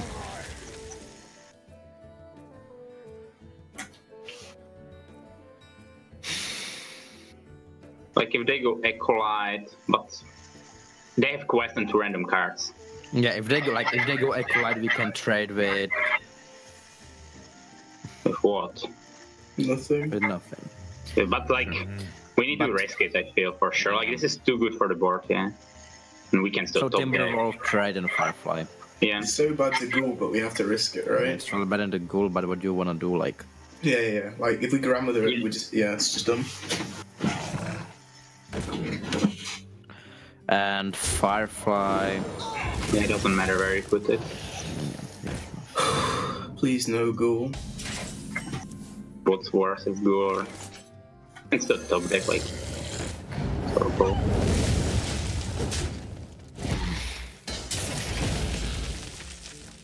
Painful Ravaging Ghoul, instant play from Planet Odd. Not much to think about there. Misfits has some recovery options with the Kindly Grandmother, leading into a Houndmaster. Command, I think. Kill Command's also an option as well. I don't mind that. Weird. I don't really know, because if you play Kindly Grandmother and Firefly, your opponent is then given a lot of options for their value trade opportunities. They're likely going to kill your Kindly Grandmother, which is fine. You eliminate the Ravaging Ghoul. But I'm looking at like Kill Command now. if Planet Odd doesn't have a significant taunt the following turn, you get the Kindly Grandmother and Scavenging Hyena. Your opponent is killing the Scavenging Hyena before the Kindly Grandmother, obviously, and then you get to land Houndmaster. And I think their early game, though, just sets them back so much. Like, this is where Hunter struggles, is when their early game gets taken advantage of. Yeah, and I want to kind of point out a very subtle thing, but how important it was that Planet Odd attacked that Galacta Crawler so that they could set up the Ravaging Ghoul full clear. That's something that a lot of players would probably gloss over if they weren't thinking about it. And look at what Planet Odd's able to do. Fire Plume's Heart into Stonehill Defender, into an Alley Armorsmith or Hatchling. These N'Zoth's first mates have been putting in work. Yeah. For Planet Odd. Like, if you did not think that this was like a super important tool to be using, just take note of this game. Without N'Zoth's first mate, Planet Odd would have been in a weird situation, and instead, that N'Zoth's first mate, even though it got Galacta Crawlered, was a catalyst to this style of game position versus Hunter. And against Hunter, as long as they're not snowballing the board, you're usually in very good shape. I'm trying to analyze the opportunities Misfits has here. Now they have Rat Pack. Rat Pack, a very powerful card set up with Houndmaster, but they would be playing off curve either this turn or next turn. If you play Rat Pack, your opponent also can just simply kill it and have an opportunity to clear it with any other Whirlwind effects, like Ravaging Ghoul #2, Whirlwind, or Blood Razor. Yeah. This is kind of the consequence of using the kill command last turn, is when you draw a Rat Pack in the spot. Suddenly now, you really wish that you had kill command to follow up on the Rat Pack. I still think it's their best play, but this once again leaves them vulnerable to the counterplay options from Planet Odd. Sharp gadgets and steel. Job done. I'm just going to go with the Alley Armorsmith, and why not? This is a very difficult punish from Misfits' perspective. At this point, Planet Odd is pretty much autopiloting at this. They don't really need to think about too much. There is that Scavenging Hyena, which can get to a pretty big count here. It'd be a 4-3, then a 6-4. 6-4 is threatening enough, I think. Yeah, but look at the health count for Planet Odd. They can just even tank it with Blood Razor. I think that's like the one opportunity I think Misfits gets back into it, though, is they can remove stuff, but they have to tank that damage, and then you hope to draw your big stuff afterwards or land a big Houndmaster. True. Or another opportunity is Deathstalker Rexar. Yeah, that too. If your opponent just spends all their resources killing your non-priority minions in terms of like, value, what ends up happening is you can get to that state where a card like Deathstalker Rexar has enough time to bring you back because your opponent has been unable to pressure you. I like it. Planet Odd does have a clear. Kind of a painful one, though. Dirty Rat may be seeing some play here as well. Oh man, I'd be really scared to pull out the High Man at this point because my opponent's played a pretty reasonable curve and they've been holding on to a couple cards for several turns now. Yeah, the thing about it is that could be a number of cards though. It could very easily be Houndmasters, it could be Kindly Grandmother, it could be, I think... It also could be aggressive cards because they've seen Timberwolf. Timberwolf is not necessarily a Unleash the Hounds, like, right, they could just not have a minion too. I mean, say it just happens to be Eagle Horn Bow and Unleash the Hounds, so...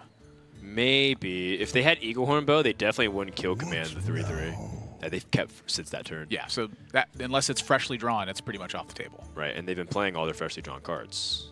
The Galacta Crawler and the that's true. The Rat Pack were all from the right side of the hand. If you are going to Dirty Rat this turn, I do believe you Blood Razor first, because you don't want the Dirty Rat to pull out any 1-health minions and then the Blood Razor buff up the Scavenging Hyena again.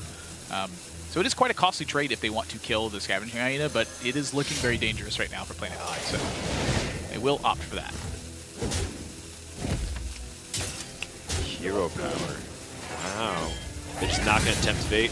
Yeah, they believe their hand is strong enough to simply outlive the pressure from Misfits, and I quite agree with this. Stonehill Defender is just a roadblock, and then Primordial Drake's going to try to wipe out the rest of this. Yeah, if it can get to that point safely, though, I mean, the Houndmaster blocks the Razor Blade from being able to be maximum efficiency, and then you can set up Hyena or Kindly Grandmother where it 7's a 3/2.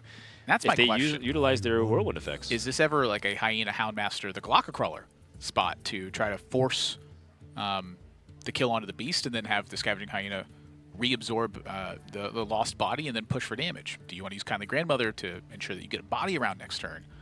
Would you rather just protect your beasts? Yeah.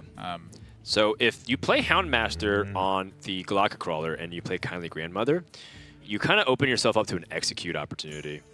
But if you play, and if they do have execute, then you're extremely vulnerable to Primordial Drake on the following turn because Hyena doesn't get its benefit. I do like the Houndmaster on the Galactic Crawler because it stops the immediate threat of the Blood Razor. But the question becomes if you want to play Hyena versus the Kindly Grandmother, and this is just much better against AoE. But boy, is it scary. Now the Brawl looks exceptionally scary. If the Scavenging Hyena lives, it becomes a 6-4. Or the 4-4 lives in this spot, because then you can't use your Blood Razor to pick off the the 3-2 from the Kindly Grandmother. Oh my goodness. So three of the outcomes are quite good for playing it odd, where the Firefly or the Kindly Grandmother live, or the Dirty Rat lives. They're not willing to take that risk. They're going to try to rely on the Primordial Drake. Cornered Sentry. Well, you can't play that right now. There's a Scavenging Hyena. It only summons 2 1/1s. They're beasts, though. Oh, they are beasts. Yeah. The Raptors are beasts. And 6-0 insta-picked it. I wonder if they were maybe just going to snap play it before his teammates pulled him away. Well, we did see him trading a 3-3 instead of a 1-1 earlier, so. Oh, wow. Unleash the Hounds for maximum damage. This is as likely as good as it's going to get in this spot. It's buffing up the Scavenging Hyena, which I think is their priority, is to connect that minion to face right now. Well, I mean, you could definitely play the Hounds because your board will be full of 7 minions. How did the trades go down, too? Because I feel like however way you slice it, you'll be vulnerable to both Drake and the Whirlwind effect from Blood Razor. There's not really much way to slice that. I think you would obviously want to leave the Galactic Crawler around. It's not like it's getting traded off anyway, but maybe you just keep it fully healthy. So then you use the Houndmaster, which gets cleared by the attack. So you incentivize your opponent to attack into the Galactic Crawler in order to get its Whirlwind effect. Right. So then that you don't want to trade the Kindly Grandmother in either. Right. So I'm thinking you actually use the Scavenging Hyena to trade at this point after you trade in the 1-1 Hounds. It'll still be outside of range of a lot of damage effects at times, but you don't push as much that way. So looks like they're going to favor pushing, and I can never, ever fault anyone for that. Okay. So this incentivizes. Oh wow, they're going all in. Extra. That is a big Hyena though, and pushing the Warrior down to 12. 10, excuse me. And still the Cornered Sentry has an opportunity to be an absolute failure in the face of this Brawl, if that's what they want to go with. I don't know. Maybe Brawl Ravaging Ghoul is a better option. You have 2 out of 5 that can just immediately eliminate the Ravaging Ghoul. But if the Scavenging Hyena lives, that is a disaster. They're donezo if that lives. Well, they're just dead, essentially. Yeah. Not necessarily. They can actually Brawl and then play Corner Sentry and then just survive the next attack, but then rely on the top deck.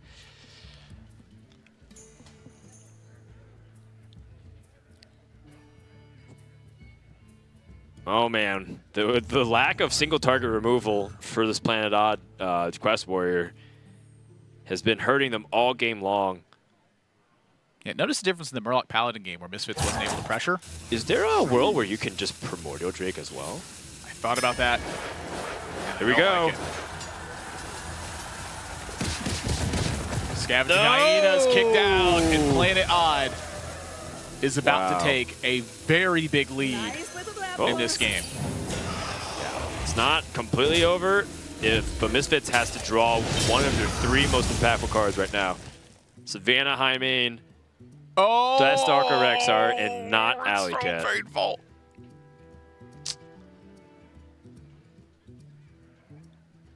It's not game yet. In fact, what's the quest? I believe it's 5 out of 7. So Warrior doesn't actually have a way to finish the quest net with their existing cards.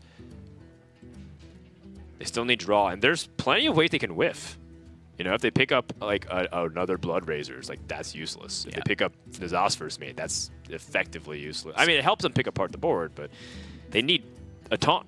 Yeah, the thing is they're very comfortable with their life total right now because there's only 1 kill command left for Misfits at this stage. Yeah. So if they armor up every single turn, they negate the hero power from Misfits, and they're outside of range of that kill command. So their entire priority right now is simply to not take minion damage and click that hero power button. To be fair, if Misfits had the Houndmaster survive, that still was very manageable for Planet Odd. They could have easily eliminated that. That is the 7th taunt. That's Not the only 7th that, taunt. it's And the they get perfect taunt. Yeah. It just keeps him safe. Now Misfits needs to draw a big bomb here or the Death Knight. That's not it. And with Timberwolf, it makes me think that it is very much a lean, aggressive Hunter deck. As aggressive as it can get these days. Misfits drops a 3rd game to this Taunt Warrior, which it very much looks like it's going to happen. That might just be it for the series in terms of like the outcome, and then they're playing for tiebreakers. I mean, they needed a win here. They needed a decisive win at that. I mean, just look at Pokervok. He's like, what on earth is going on? Why did I not play? Well, actually, to be honest, Shaman. Who convinced me to bring Hunter? Well, what do you want to play? Shaman against Taunt Warrior? I don't. Like how many Ravage goals and Primordial Drakes and Ravage and I wanted to just beat it with Paladin. I'm starting to realize that the Cobalt Scale Bait actually is just super ingenious in Hunter because of how it works with Rat Pack, Cobalt Scale Bait. Wrap it up, boys. This is going to be a 3-draw for Battle Rage. And, I mean, you're free to play Direhorn Hatchling as well. You can gain 2 armor just by attacking and start punishing. I would dare say that there's still a modicum of a chance here. But that's going to be game 4 over to Planet Odd as they're just chilling right now. 3-1 lead and 3 straight Taunt Warrior victories. And you gotta for Planet Odd. 2 of those victories had the ideal turn 1 play with N'Zoth's first mate. And I think it just shows you how their deck building decision has largely influenced, in fact, straight up won them the game. I mean, we talk a lot about how the small changes to something, like, it's just a minor change to it. But look at the difference it's making. That card has snowballed so many of their early positions, and when you reach the later stages, they're very safe. Even though they're at 8 life versus that Hunter deck, the Hunter deck's out of resources, and they have a taunt in the way. That 8 life looks like about 6 million when you're in Misfits spot. You can't get to that spot. It's all because that N'Zoth's first mate. Yeah, a lot of games in Hearthstone can be won through the way you navigate your turns and how you play to your opponent's hands and play to your outs. But sometimes Hearthstone games are won by the deck building phase. Yep. And I feel like that right now, Planet Odd's flexing their ability to innovate within decks, and their deck building decisions have paid off handsomely.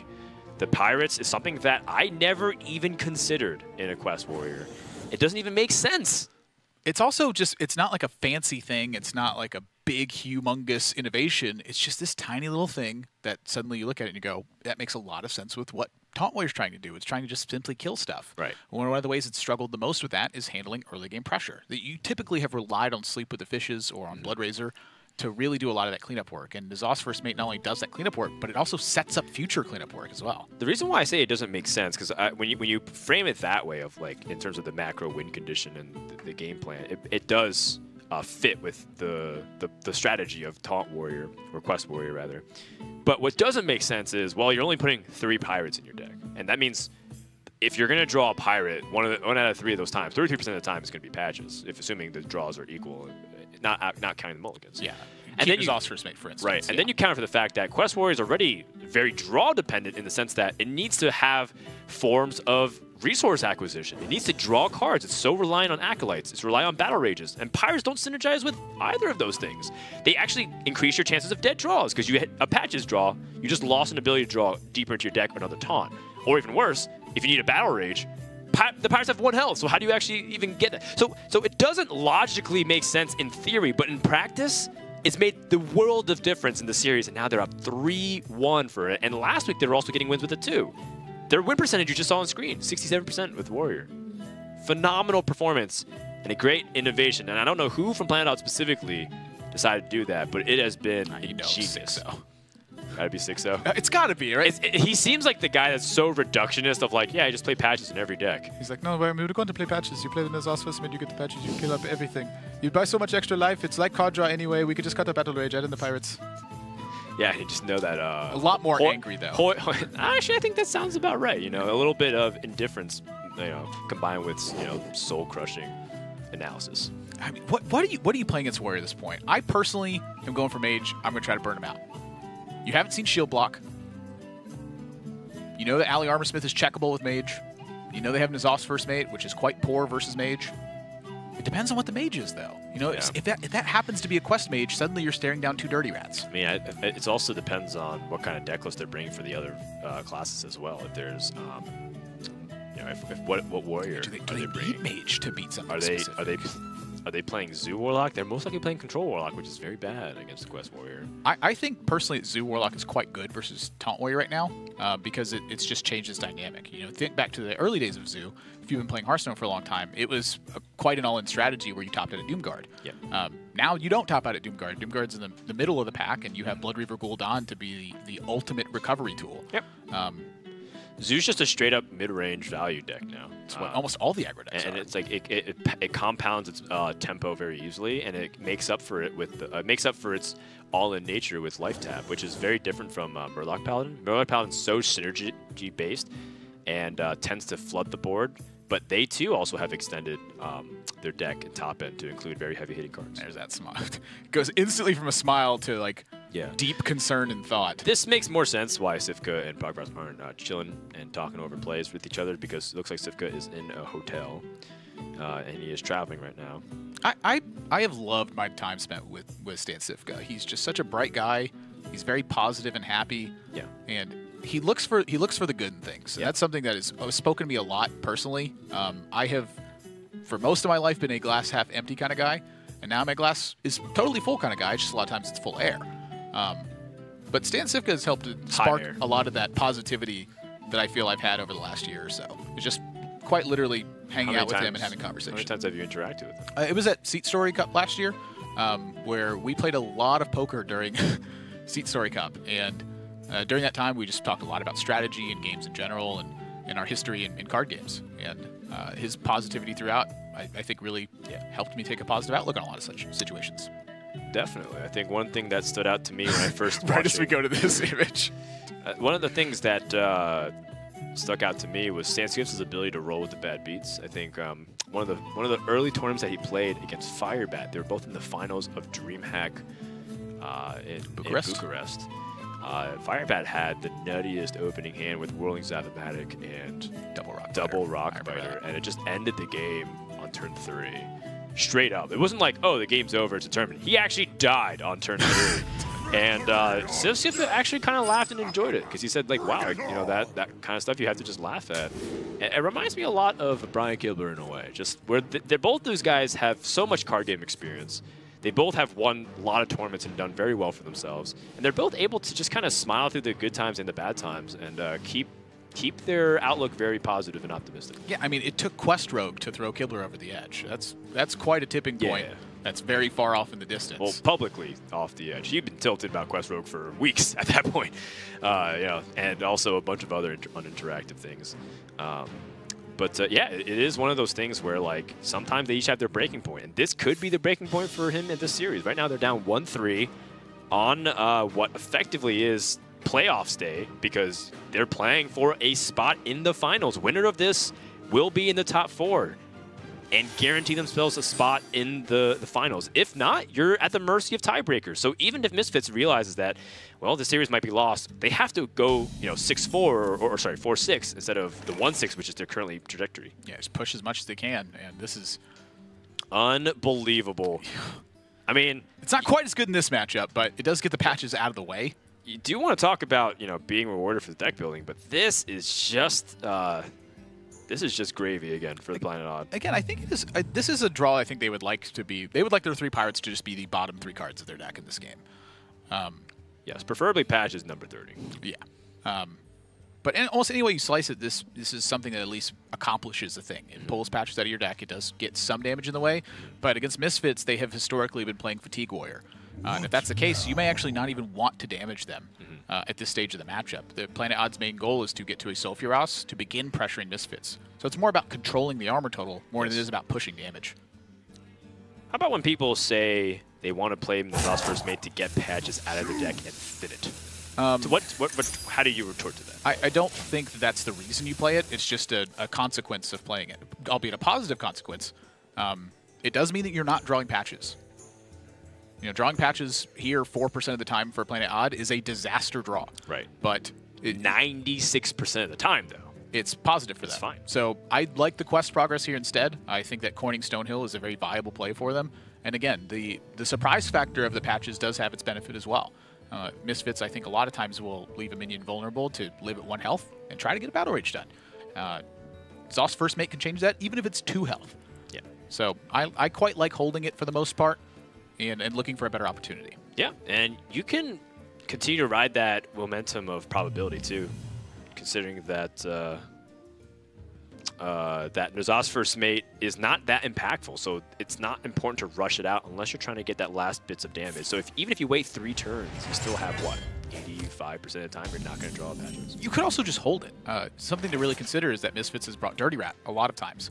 And Dirty Rat is quite good versus Taunt Warrior, since the quest progress says to play 7 minions with Taunt. Not summon them, you have to actually pay their cost for them, whatever that may be. So N'Zoth's First Mate in hand can absorb a Dirty Rat shot at times and protect you from stalling your quest progress. Sunwalker, definitely an annoying card for a lot of warriors to deal with, unless they have access to a lot of easy damage, like Ravaging Ghoul or N'Zoth's First Mate.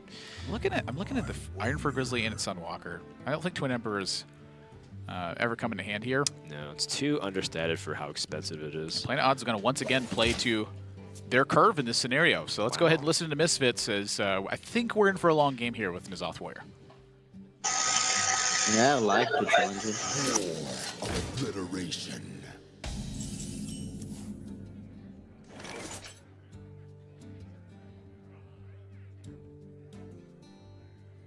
The next time we play Stonehill First Mate. But is it bad if you place the weapon? Not really. What's the point of this over Stone? What now? He takes it anyway. Nej, det är säkert det som.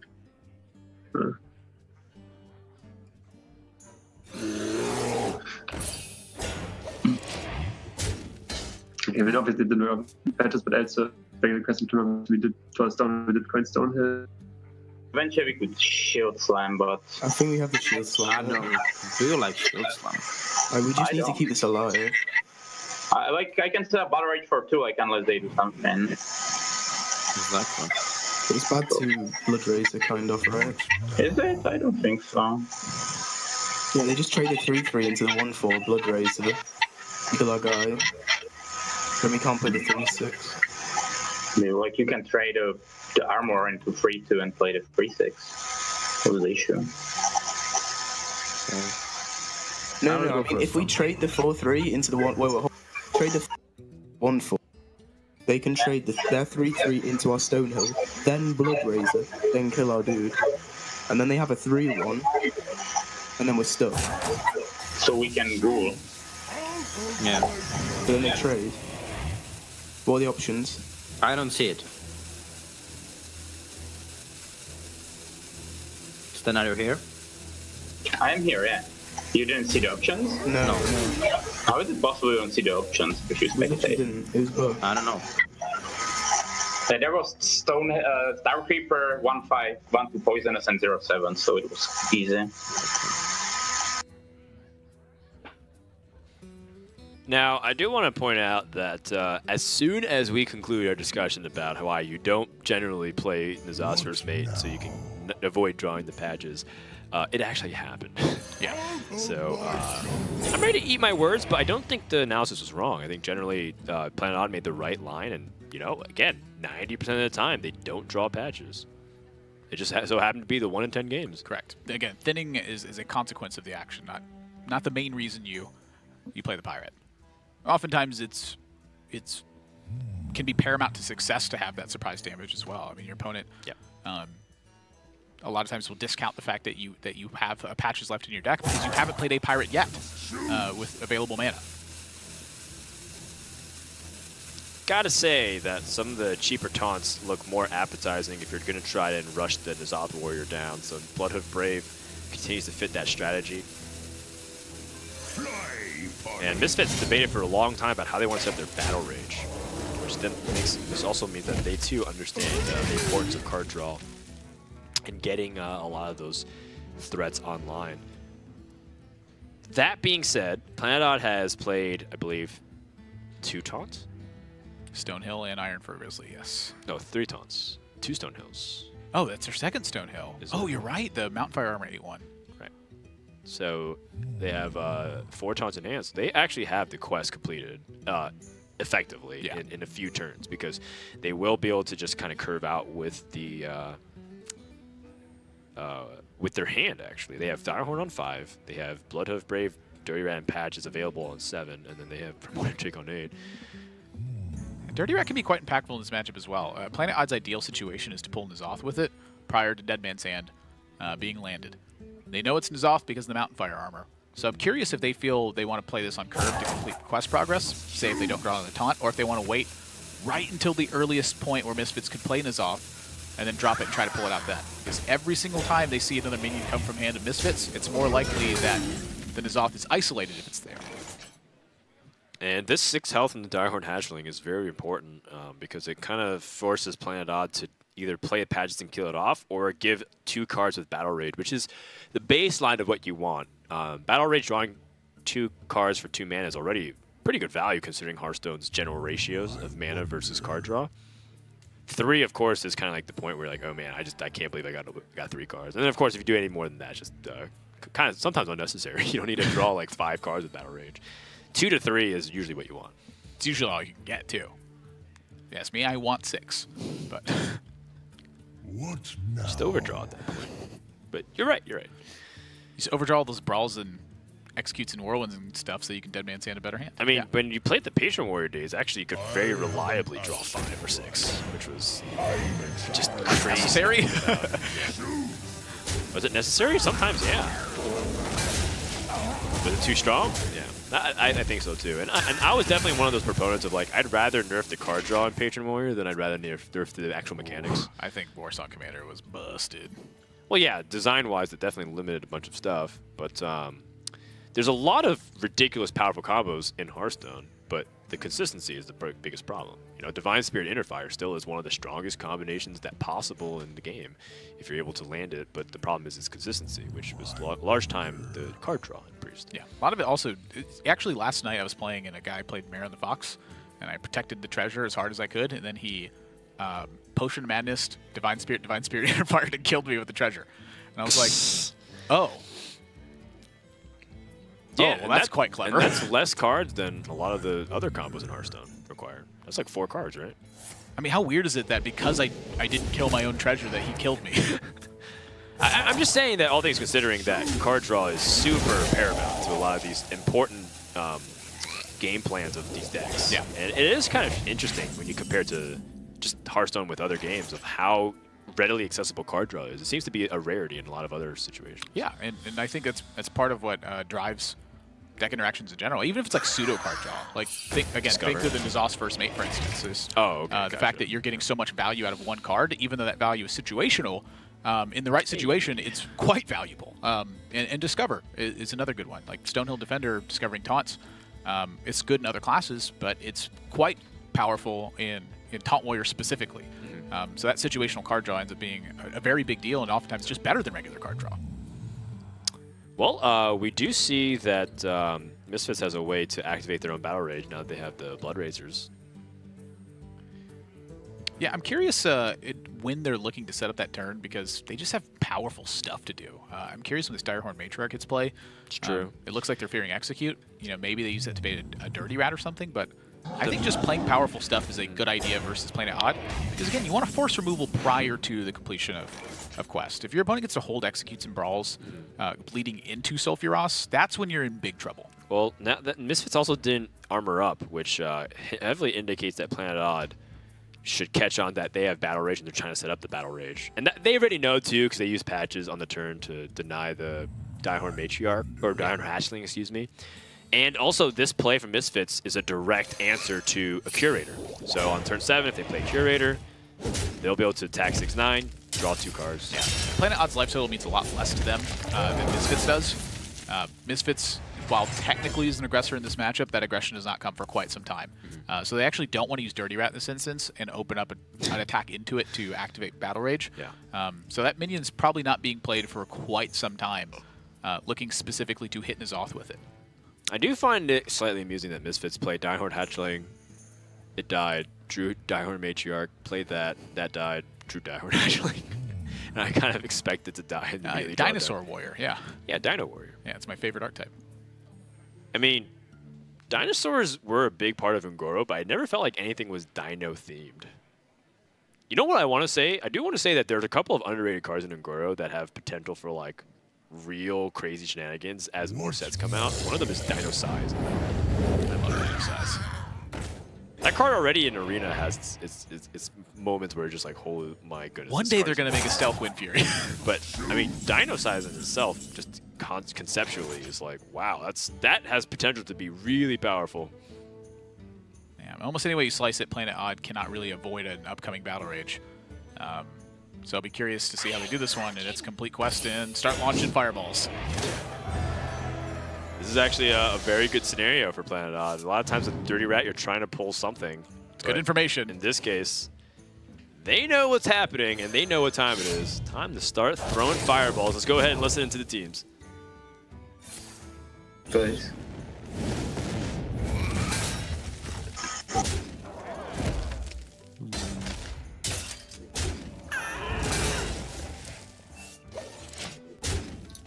Garage.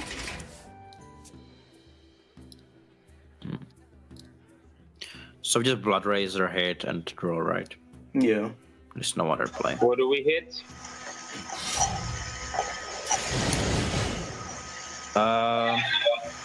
We can hit their turret, right? Yeah, I would hit the dirt trap, I guess. Yeah.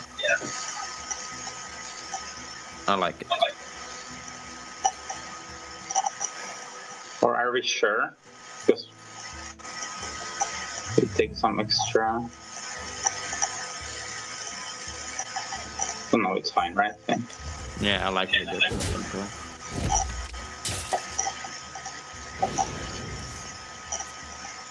Okay. I would. Ooh, I think. We just trade and armor up, right? Yeah, trade armor up, and next next thing is Slime Ghoul. Yeah. Where do we trade? 3-3. No. I think 2-3. I think 2-3. Because you take 1 less damage, right? And yeah. That's a big creator. But do we do it? Because just here from. Why? To make sure you don't play Primordial trick. What now? Primordial trick really bad? I guess I was you. Yeah, it's really bad. I can black you right. Not completely. Yeah.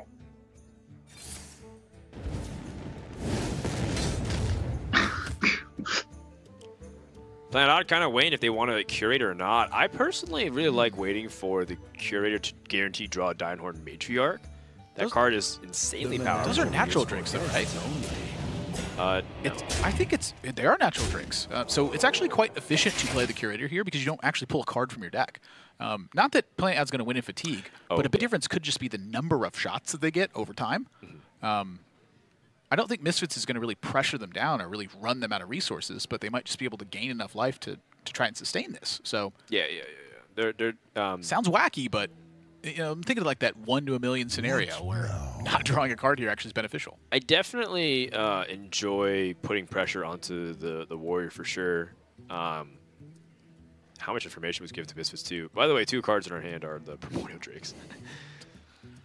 As if they would know already too by the draw if they drew from their deck. But it's nice that Planet Odd does something else. Yeah, and to be honest, if this game can go 17 turns plus without Planet Odd ending the game of hero powers, that is kind of absurd. Scourgelord Garage can be a really nice addition. Yeah, I'm thinking now for Misfits spot, they need to draw like Acolyte of Pain or another Battle Rage. If they draw either one of those cards, I think they have a chance in this game. Well, they have a board clear. available to them. They choose to use Brawl in this position because they recognize Planet Odd has heavy minions. That works out quite well. Sure. But they guarantee take another 8 here. Unless Planet Odd wants to preserve the weapon. Yeah. You know, not having any armor access for Planet Odd does throw them a little bit of an idea that maybe they want to conserve their health total a bit. Yeah, but it's an Zoth Warrior. They don't burst you, except for weapon damage. Yeah, unless they drew a freshly drawn Zoth in the next, either this turn or the next turn, you're in very good shape of taking damage.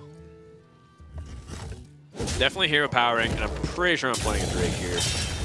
And because it threatens lethal, technically, by if they armor up, and the Primordial Drake just hits for 4, they're at 8 life. And now, if I'm Misfits, you got a Garrosh, I think. You're thinking about Garrosh, but then you're shutting off your access to life gain. But is the 2 life gain really going to be what makes the difference between you winning this game and not? Well, I mean, if you don't kill the Drake, you're dead. So. True that. Yeah. Actually, you're right. Scourgelord's Garage will give you 5 armor. If you oh, actually, no, you can't do it though. Yeah, it's because you replace the Blood Razor, so it whirlwinds. Oh, you're right. The extra damage there. Yeah. Okay. I've gotten a lot of people with that. There you go. There you go. Yeah. I've learned all these interactions by playing with King Mosh in a lot of my decks lately, because you want to save a Blood Razor activation for King Mosh a lot of times. You'll be at 9 life though. Hero power to 12. You Scourgelord Garrosh up to 17, you take 4, drop to 13, and then you take 8 and drop even lower. Wow, Brawl. This is probably a higher % chance to succeed this game. It's 50% chance. If not... Oh! Armor Smith always wins brawls! Yeah, it's as true as it is in 2017 as it was in 2014, apparently.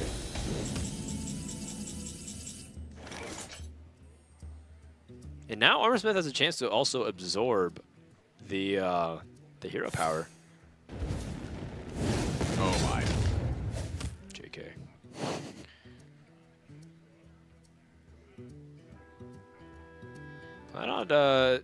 Seems like they want to go wide onto the board with Ravaging Ghoul and Ally Armor Smith. Seems like that's slightly better to try to pick apart minions first, and then you can guarantee your hero power to base. Yeah, the extra armor that Misfits gains from this is quite weak. It's also more power on the board, too, to note. Primordial Drake's only 4. Ooh, I wonder if Stonehill Defender can shake things up here. So Stonehill into... It's another taunt. Stonehill into...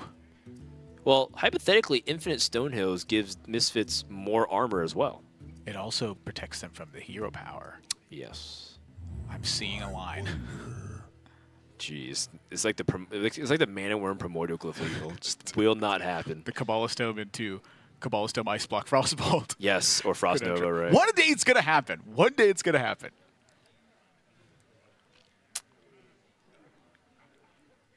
I mean, that's a very specific line. Can they get away with Garrosh now? Because they can capitalize on the shield slams. That as well. And they go up to 11. They don't really capitalize on that well, though. Here's another thing, too. Shadowmourne is 12 damage. And they're opposed at 14 with no life gain. They find Tar Creeper and Gastropod, 2 very cheap minions. Gastropod is quite powerful versus Taunt Warrior because they don't play like direct removal. You know they have Drakes, though. They played 1 Drake. Oh, yeah, that's right. Shield Slam Marino. Misfits is... Armor Smith can also bite the dust. A little bit of a push going here. There's a chance for lethal right now with Planet Odd. I think you hit the button first, because if you nail face, the game's over. So 25% to end, and then you can clean up afterwards and look for a board presence. Right. The Primordial Drake extends them to 10 life, or 13, or 11. I just can't count right now. Plus 3. 11 life. With potential for more if you do it in proper sequence. I'm hitting that button first. There's also a Primordial Drake to sleep with the fishes, but then you avoid hero power, which I don't like. Come on, 6-0. Be a man. Let it rip. Live a little for once in your life. Do the right thing. Give the fans what they want. Is that what the fans want? Yes. It's true. Ragnaros is a big crowd favorite. This is anything that I've learned through BlizzCon, my time at BlizzCon, is that fans love Rag. Okay, now everyone in chat in hindsight, tell me, would you have rather seen this happen or seen the 25% rate first? They definitely are making comments on the bravery levels and the anatomy of 6-0, I bet. He lacks discipline. I mean, Misfits has it clear, but it will cost them the ability to armor up and get out of range. I'm thinking Acolyte of Pain is their next best card after this. They're alive by a hair afterwards. But they need something. If they don't draw something next turn, they're done. Did Chris Metzen voice Garrosh, the Scourge Lord? I don't know. Because I just really love his first line. It's such a good quote. 14 life, which means 2 hero powers, and they're dead. Misfits has an opportunity to draw, but they're going to have to rely on their opponent missing, and they have to find game-ending damage. Planet Odd's life total is just barely enough. They'll be under 10 by the end of it all, probably, but I don't know. And Misfits also has 4 turns of weapon swings. Problem is they don't have 4 turns. As far as we know. Next draw could decide the fate of the world. If it's N'Zoth. I mean, you pick the big winners there. And now you're starting to see the damages that the Pirates introduced to Planet Odd. We kind of mentioned how that deck is really important. It relies on card draw to really make sure that it can stick to its win condition. They've drawn all 3 now. They've drawn all 3 of their Pirates without being able to benefit from its usual impact. Also, the 25% close on the previous turn. That could impact the game here if there's a huge draw for Misfits. Shield block is only putting them at 9, though. They need a little bit more. Perhaps a taunt? Perhaps the Direhorn Matriarch? The N'Zoth. Oh! It's too late. No, they need one more turn. One more turn. And the Matriarch. I saw a 6-9. I saw a 69. That is huge for Misfits right now. Are they going to get out of this? They need the Matriarch to absorb the hit. And execute is it. No execute. And so Misfits needs the Matriarch to absorb the shot. If they do, they get to land N'Zoth, and the board clear is difficult for Planet Odd because then there's Mountain Fire armor in play. Oh, no. This could be disaster for Planet Odd. Does the N'Zoth's first mate die if you equip the Blood Razor? Yes. Okay.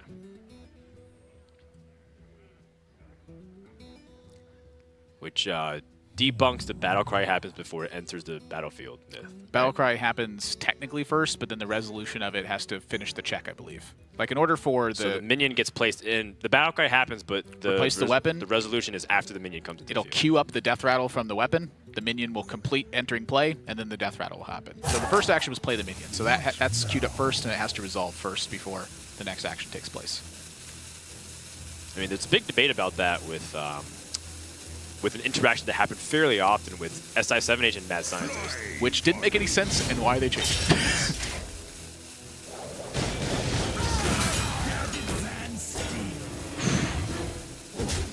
Here's the important thing. Putting your opponent down to 8 gives the Hail Mary chance.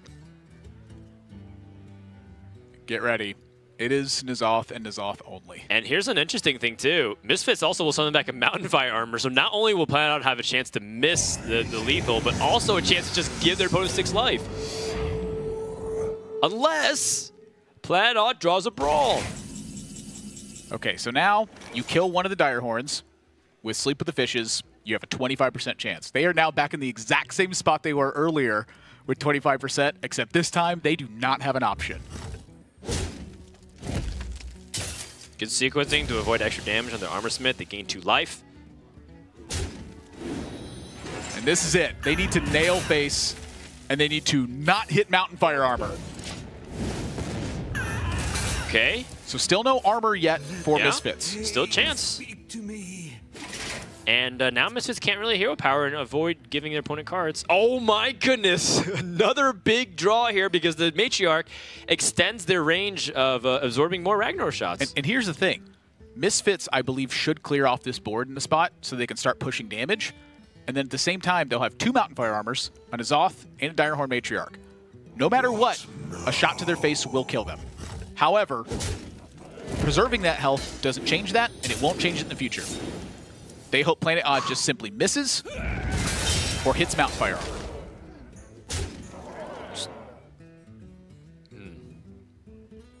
They're thinking about the merits of damaging their own Mountain Fire Armors in this situation, so that way if Planet Odd draws something perhaps that deals damage to a board situation, Mountain Fire Armors will just trigger in that spot.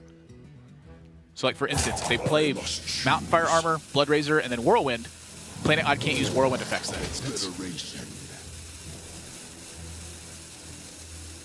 The value of playing the Matriarch increases their chance of survival by a lot.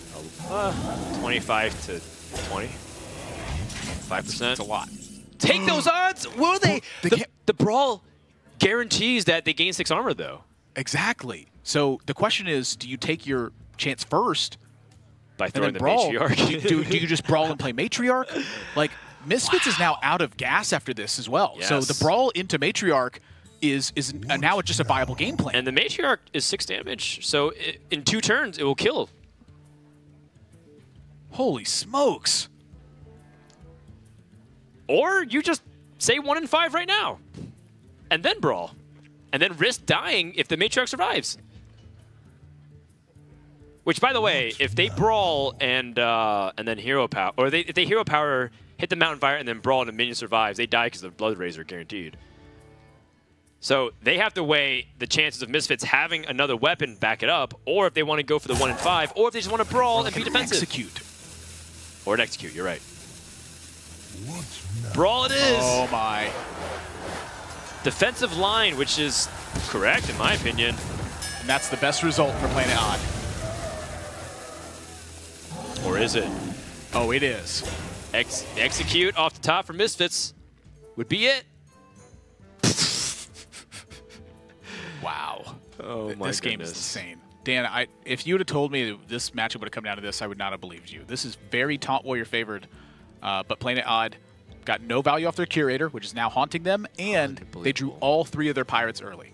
I mean, there's also a chance for Misfits to dead draw, too. They haven't drawn any of their Executes, but they also didn't draw their Dead Man's Hand. They still have 2 Acolytes left, though.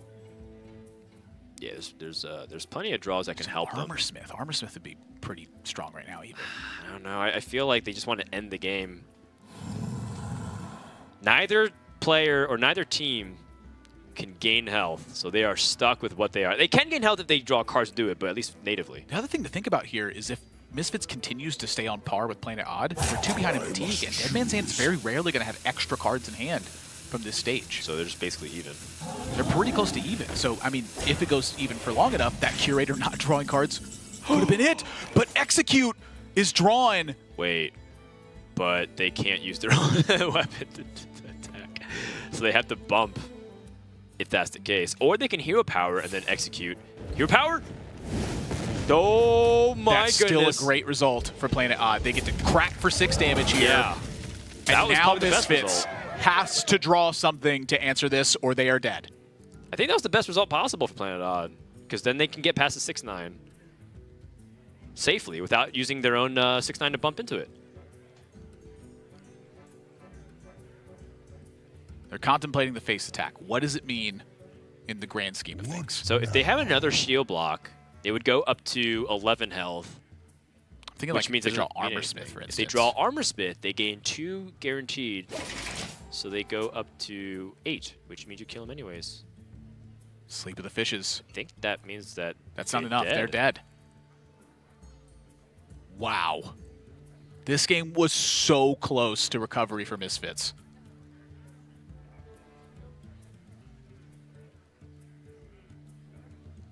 What now? It's because Mountain Fire Armor can't gain life on their turn. It's the downside of it. They were able to get that 6 life. They had another ability or another turn to draw something. And you see the effect Warrior needs now. At the start of your opponent's turn, deal 1 damage to all minions. What now? That was an exciting finish. I mean, we kind of anticipated a long game. I didn't even think it'd get this close. Misfits giving an opportunity for Planet Odd to mess up, but I don't think this is going to be very hard to figure out. That's game 4 or game 5 in the books. Planet Odd has won 4 games in a row with the Quest Pirate Warrior. I cannot believe the situations they got in. And I look back to that turn they chose to Primordial Drake prior to launching a Fireball. They could have avoided all of that nonsense on a different timeline. I mean, come on.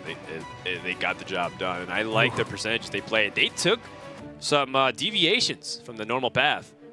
And half an hour later, look at how much damage Planet Odd's Hero Power did. That's how that deck works. You hit for 8, you hit for 8, you hit for 8. And it's counting effective damage, by the way, so any overkill will not be applied to that situation. True.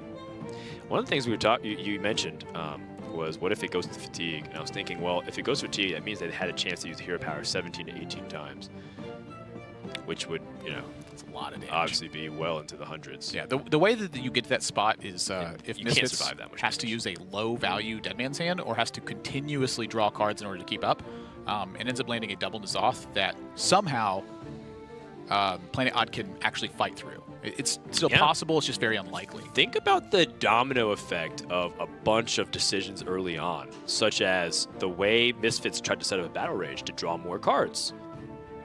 And if they drew more cards, they had opportunities to lethal. If they had an Execute, for example. Or if they had another way, like an Acolyte to help them draw into that to set up a better Battle Rage. So a lot of those small denial plays from Planet Odd sets up a bunch of weird hypothetical situations where perhaps Misfits would have had the cards necessary and then it wouldn't have been dramatic at all. Be like, oh, well, they lose because they had Execute the entire time. The best players Being in the one world, card deep in your deck makes a huge difference. The best players in the world understand the matchup they're in, and they fight hard to disrupt the opponent's game plan. Disruption is a difficult thing to come by in Hearthstone because typically you think of disruption like Mage with Counterspell. That's a very obvious form of disruption where the timing is paramount of it. But for the rest of it, it's how you actually use those tools and why you see professional players oftentimes do weird trades or push face in certain scenarios. It's to force their opponent to act in a certain way. Yeah, they had many opportunities to just play the curve. They even picked their Discover options based on well, we want to play 5, 6, 7, 8, perfect mana usage. And they deviated from it. They even utilized a Patches draw that was supposed to be pretty terrible, honestly. And they used it for that 1 extra damage, deny Battle Rage for an extra turn, and delay the opportunity for Misfits. Now, there's also a bunch of other what-if questions. By the way, they wouldn't have been able to do if they had played in the Sauce first made on 1. True that. Yeah. Oh, yeah. Well, I mean... They also coined into Stonehill in that game, so playing the quest helped them complete the quest earlier because they coined into Stonehill. So many different things could have changed everything. Sure. And now Misfits is in really dire situations. Warlock historically does not do a good job versus Taunt Warrior, Control Warlock that is. This matchup is incredibly difficult for Misfits where they are going to need Gul'dan sooner rather than later. Do you keep Stonehill Defender at all? I'm mulliganing for Gul'dan and Gul'dan only. I definitely agree with the Twisting Nether and Defile throwaway. I think about Stonehill Defender and I think about some of the other cards that I can get off of it that could really be really helpful. But I think Stonehill Defender is also much better as the game goes on. What's interesting about analyzing some data these days in cards is not only its win percentage when drawn and mulligan, but also its win percentage on the turn that it's played. And you end up seeing how Stonehill Defender is a card that surprisingly goes up in win rate despite the game going longer. And it ends up because the reason why is because as the game develops, you can pick more options and immediately play it. Yeah, it's also just that if you get to the late stages, oftentimes you've gotten into a value battle. And if that's the case, what that means is that Stonehill is providing you not only a disruption of attack, but an extra resource as well. But that was also in the context of a fairly aggressive deck. The reason why people were looking at Stonehill Defender originally was playing it in Paladin and Shaman back in Journey to Un'Goro, and both of those decks wanted better curve plays on 3 than just the Stonehill Defender, which is a 1/4, severely understated. Yeah. So it's interesting to think about that because Misfits does have a handful of good hits. Stonehill Defender can hit, Tar Lurker, and even Felguard to a certain extent is pretty useful. By the way, this game, Planet Odd does play the N'Zoth's first mate on turn 1 yet again. Yeah. Had the opportunity, capitalize it because they recognize every single bit of chit damage can be really useful. It's also that they don't want to use the coin early on versus Misfits because they are a traditional style control deck. Saving the coin for unlocking a turn sooner than Misfits can account for is a very powerful option for Planet Odd. Something that I just noticed was kind of cool was if you look at the deck card backs, both teams have Golden Celebration due to their top 8 performances in the Hearthstone Championship Tour. Yeah, you have Georgie and Pokrova, who both made HCT appearances on the global stage. Stan Sivka doesn't get a card back for all the dream hacks and stuff that he's top 8'd at. Hearthstone Global Games? Hearthstone Global Games, you're right, for winning that. Planet Odd, of course, I mean, doesn't really need an introduction. Ironically enough, the most accomplished player prior to this year, 6-0 on their team, probably doesn't have a Golden Celebration. He has had some deep performances in HCT, but for the most part has struggled in that. We're looking at 2 season champions this year. This year. Yeah. If that doesn't put them in the argument for top team or one of the top teams, I don't know what does. How about number 1 and 2 points in your region for the year with Team Lovulots?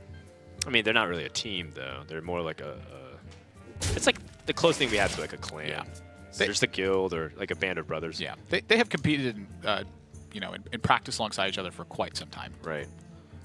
The reason why we say that is because Planet Odd has stuck together through all the good times and bad. They used to be CLG. They used to be on Navi. They used to be just there, kind of together all the time. Yeah. They have made it a point throughout the years to keep that camaraderie an important facet to their Hearthstone careers.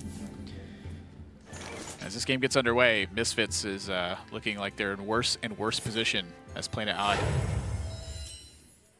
They grabbed the brawl for a second, and I was like, what on earth? They almost slipped, I think.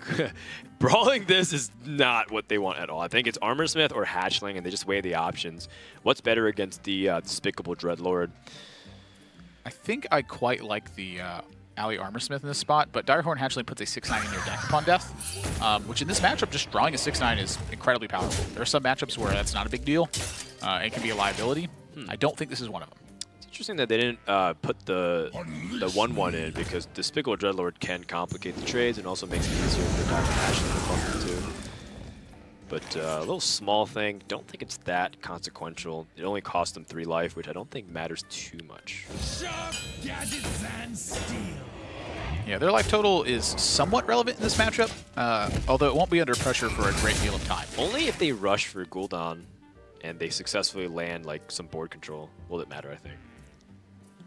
Because based off the tools that we see in Planet Odd's hand, they should be able to handle most of Warlock's pressure. They have Primordial Drake, Sleep with the Fishes, they have an Execute, and a Brawl. Yeah, now ideally, again, they use those post-completion of Sulfuros, which is making some hefty progress at the moment. Many possibilities. There's a board clear available to Misfits through a Hellfire. I don't like that nearly as much, because it does lose your own Despicable Dreadlord. And you don't even have good follow-up. You have Tainted Zealot and Mistress of Mixtures. What if you play the second Dreadlord and just attack? I quite like that the most. I think this just puts the most pressure on the Planet Odd to start answering things. And if they can force removal, I think they're sitting okay. Oh my. That's a lot of armor. That is a lot of armor. 3 Armorsmiths. Plus the fact that Despicable Dreadlords can add to that. So that likely would prompt some action from Misfits that stage.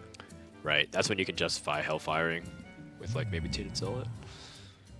Honor made to fit.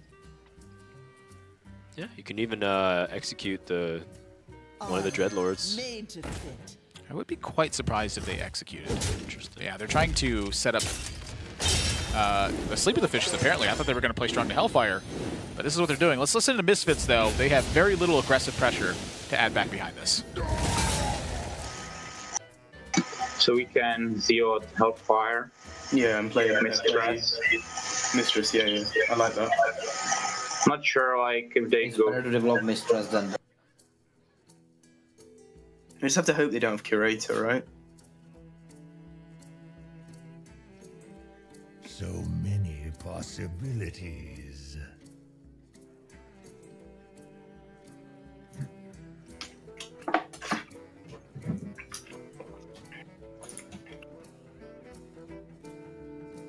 Like, yeah, sure, but what is the reason to develop Mistress over the Voidwalker?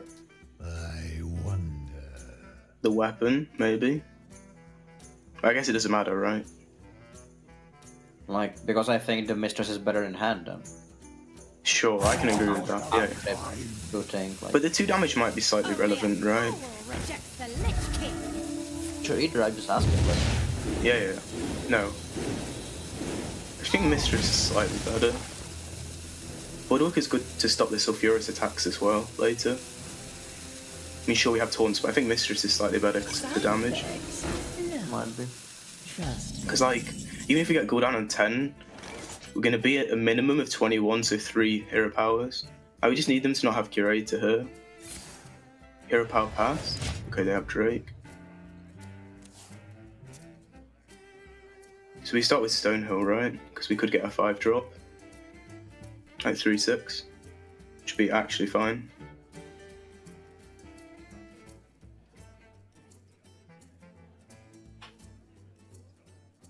What do you think, Stan? Like, I think we should step because, like, I want to draw Elise and develop Elise. Okay, tap. I need to get Gul'dan. Exactly. You need to find Elise and Gul'dan as soon as possible. You know this deck better than me, so. We play Stonehill though, yeah. What do we want? Felgarth, right? Felgarth? Yeah, Felgarth. Or maybe the 3/8. It's also good into Drake. But we Siphon Soul next turn. Yeah, so I guess Taku, because we can. No, Felgarth is another demon after, but they need probably Brawl anyway. So let's 3/8 it. I will go for 3/8 then. We play second Stonehill? Yeah, we play second Stonehill, right? Yeah, sure. Against their threat, then. 6/10. 6/10 is left, right, against their threat, yeah? Yeah. So Drake, we Siphon Soul and tap and play Mistress, right? Yeah. Promoter Drake, all but a foregone conclusion here from Misfits, making the read that Planod has nothing to do. And the Planod is really limited by the draw. Again, as much as it's great to have that early game patches and Azaz versus mate pressure, they needed an extra card to help get them closer to the quest completion because they're only 4 out of 7. That Battle Rage is definitely a nice pickup, but they're going to need a little bit more. Yeah, one of the problems is they don't actually have a way to damage one of their own minions if they draw it in the coming turn. So Siphon Soul is quite powerful here for Misfits. Right. The thing for them to really think about, as you've heard them planning the entire game, is how Blood Reaver Gul'dan ends up working out. They forewent the Felguard to further apply that pressure because they anticipate a brawl the turn that they play Blood Reaver Gul'dan, which I think is quite smart. Just take big threats in the meantime and hope the Planod has trouble dealing with them. Kind of talked about this already. Yeah, that's true. Your opponent is all showing 1 attack minions on board. They use Hellfire, they used Tainted Zealot. And even if they use a Hellfire or like an Abyssal Enforcer here, you're quite happy with that on the Acolyte of Pain. But that being said, I do think that Battle Rage could be first on deck, because if you just draw a big taunt, you'd want to play that instead. True. Or a Blood Razor, for instance. Look at smile on Six's face, like, hey, why not? Dianhorn Matriarch. So their quest is 4 out of 7, 5 out of 7. So if they get 2 draws, 1 from the Acolyte, 1 off the next turn, they can finish the quest. I am curious how important it is to ever save the attack in this spot. I don't think it's important. I think it's more important just go ahead and set up the Whirlwind in case you draw something else big for it. But now Misfits draws Twisting Nether. Like, I'm curious if there's ever a reason, like, can you justify Twisting Nether here just to deny a card draw? Your development on the following turn is pretty bad. And I think... Oh, man. Also running low on life. I care so much about development from the Warlock because if you guys go even, the Warrior comes out ahead. Because if given time, they get another draw for their quest versus you get another draw for a board that might get cleared anyways. So I'd rather put pressure onto the board. I like Drain Soul, and I guess in this case, the Ancient Blossom's the best development you got. I like Abyssal Enforcer. Oh, okay. Because you have 2 of them, yeah. The 1 attack, the 1 health on the Stonehill Defenders don't even matter that much because they have the Blood Razor, right? The other thing, too, well, it might force the Blood Razor attack, but what I'm looking at is if your opponent plays anything big next turn, you have 2 Abyssal Enforcers that you can use to back that up. I personally like Twisting Nether a lot because of the card draw denial, and I'm accounting for the Abyssal Enforcer saying that you don't care about that card draw. But it's very clear Misfits does, and I think that's the right call. I think they need to just deny progress from playing it odd. Sure. Now, that's looking like it's not going to end up working, but I think that's their best game plan. Well, this also makes sense for the context of their hand, too. They have 2 Twisting Nethers, and if they're going to be ahead on board, they're never going to get a chance to play Twisting Nether anyways because their board's ahead of the Warriors. They need more time to find Blood Reaver Gul'dan. That's the way they're going to win, not just through minion pressure. At the same time, though, Blood Reaver Gul'dan looks like if it's not this draw, it's in the bottom 10 of their deck. And mind you, Misfits also had a very strong read on Planet Odd's hand of quite literally some combination of brawls and executes. And Twisting Nethers, this is how they operate in this matchup. They're quite weak, and they are used as single target removal spells. It's another thing that compounds this matchup and why it's so bad for Misfits. There's actually so many quality minions in Misfits' hands that if they Dirty Rat, they actually help Misfits. Usually it's a really big disruption for a lot of the slower Warlock decks because you can deny the Twilight Drake Battle Cry. You can deny some really big Tainted Zealot plays. You can even pull Doomsayer, but in this case...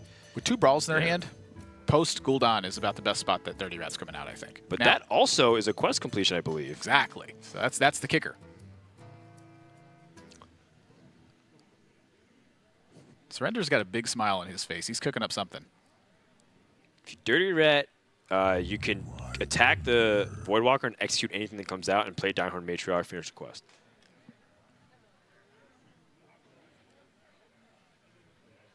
Seems reasonable to me.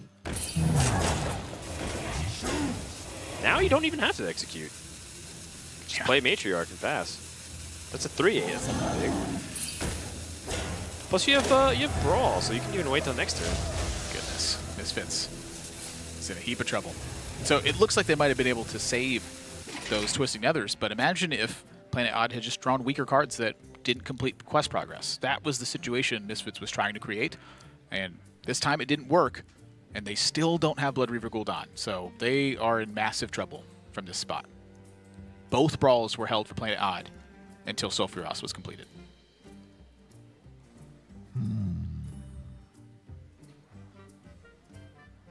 And if Misfits doesn't answer this board, they're just going to tank a bunch of damage. Yeah, and another thing, too, is they want to keep their board wide as possible to try to see if they can tank the Sulfuria. So by playing Abyssal Enforcer, they actually restrict their board space. Or they restrict their board state. And Planet Odd clears up a lot of these minions. So Giant Mastodon is the least intrusive to their own board. Yikes. Not to mention that it might not matter anyways because your opponent can have Brawl. Yeah, that's the thing. I mean, you know they have Brawl at this point. Those 3 cards have been sitting in hand the entire game. Right. So the likelihood that one of those is not Brawl is about as close to 0% as you can imagine.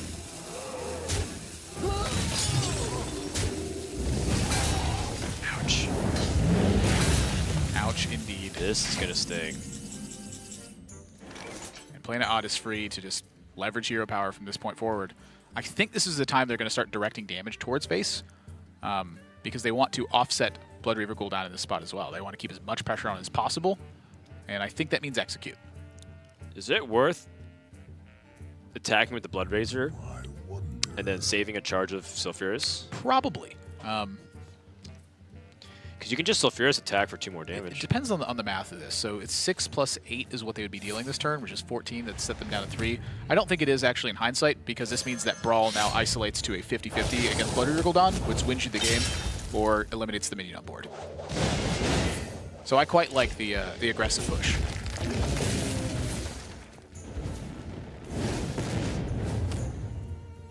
Sixo's got a big smile.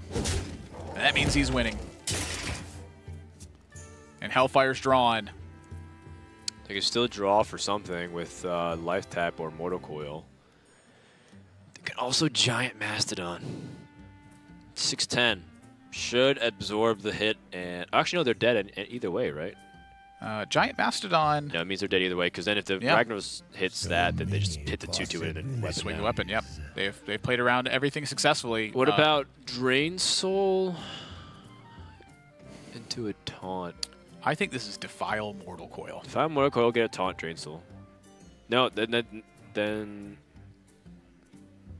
I don't. They just don't win from this spot. Yeah, they just don't win. Down too. This is checkmate from Planet Odd, And this matchup, even with Blood Reaver Gul'dan, would have been, I think, quite Planet Odd favored. Wow. This is just not a strong matchup for Control Warlock. They have very few ways to pressure, and pressure is typically how you beat Taunt Warrior. Whether that's an inflection point or a combo or outright early in the game. At least the Trailblazer can't do anything, and Misfits concedes again. 5 in a row for Planet Odd. Wow, Taunt Warrior is on a tear. And this can happen with any deck. The key to it is overcoming an unfavorable matchup and continuing to maximize your percentage. Eventually, you get to a point to where all of your matchups are in your favor. It's a deck that people don't even consider, and its win rate against the general field is actually fairly low. But when you take out Priest and Druid, 2 tier 3 decks, by the way, apparently. I was reading the report. I was like, geez, are these decks really tier 3? But when you start putting them out of the equation, I mean, a lot of the field opens up for some really dominant performances. I did not expect Quest Warrior to be sweeping today. I don't think anybody did. I never expect any deck to sweep. I am curious about your tier 3 comment, as according to average win rates of compiled data, of course, and they sit I'm right just below reporting, the 50% I'm just reporting the data, man. You come to conclusions. Yeah, the data is that those decks are harder to play than people think they are, and that's why they're not winning as much. In collective data. I actually agree with you. I do believe that a lot of people, I mean, I think a lot of the high-level players also agree unanimously that the current Rizaka's Priest with Raza and Shadowy Branduin, and you play Highlander, is probably one of their favorite decks in Hearthstone history. They actually put it on par with like Patriot in the sense that it's one of the most complicated, but also very skill testing, but also very beautifully crafted in terms of like how you play it, and also very powerful, and also extremely powerful in the right hands of a pilot. Yeah. And then there's also, you also talk regularly how you feel like people don't play Jade Druid very well. It's a lot harder to mess it up now because you don't have Innervate. As weird as that sounds. You asked for it. And I actually messed it up in a tournament that I played recently, so hard for me to back that up. I just completely blundered. If I'm Misfits, do I keep Galaka Crawler? Because I know that they've been playing Nazav's First Mates every single game, turn 1. Well, not every single game, but they've had the option to at least. Well, I have not seen a Galaka Crawler in a mage in quite some time. I think it was at DreamHack Denver. Players were replacing Sorcerer's Apprentice with Galaka Crawler in a Tempo Mage variant. Well, there's also a Galaka Crawler in Highlander Mage. Oh, that's an interesting point to make. I don't think that is the case here. It could just have a Control Mage with 1 Galaka Crawler in it. I'm going to speculate and call it out big. Highlander Priest. Yeah, I would like to see Highlander Priest. You were on the money with just a Burglary Bull, and you're like, oh my god, it's Exodia Paladin. And I was like, what? Let's not get too crazy here. And then it was. So, Burgley Bully's a dead giveaway. What is the beard telling you? Just rub it a little bit. It's actually telling me Tempo Mage, which is why they had queued it up into this matchup. There's no way. They have Polymorph. Tempo Mage can Blizzard. play Polymorph. And Blizzard. Tempo Mage often plays Blizzard, I think. You just try to lock a board real quick and hit him in the face. However, seeing then the Meteor and the Blood Mage and the Galaka Crawler and the Polymorph, it's looking more like a Control Mage that doesn't want to die to, where it really wants to beat up Rogue. I mean, the Blood Mage is also slightly curious, too. That's not exactly a card that you always put in... We're going to get this information very soon, because if I see one more weird card, I'm going straight towards... How about a Kazakus? Will that tell you if it's a Highlander Mage or not? I mean, you could just run a couple duplicates. I personally put 2 Kazakus in all my decks. Yeah. I remember back when we tried to build the Reno Control Warriors, and we were like, well, Deathspite's so key that you just play 2 of them anyway. And you technically can afford to run two ofs if you don't intend to play the Reno super early. In the Control Warrior decks that played that, the goal of the Reno was to win fatigue battles. The tournament was won by Super JJ back in the day by playing Reno Freeze Mage. And you played 8 duplicates of cards like Arcane Intellect, Frost Novas. What do you think now? Meant to beat Rogue. Yeah. I am coining out that Galaka, and my goal is to kill Planet Odd as quickly as possible. If you coin Galaka into Galaka, that's a lot of damage you're dealing. How much is coin worth, though? It's worth a lot in a control mage because it allows you to hit some really powerful early game, like early curves. Whether it's, say, you have a Medivh, you can coin it out in 7, and then you can hit Firelight Portal 1 turn earlier, which is significant.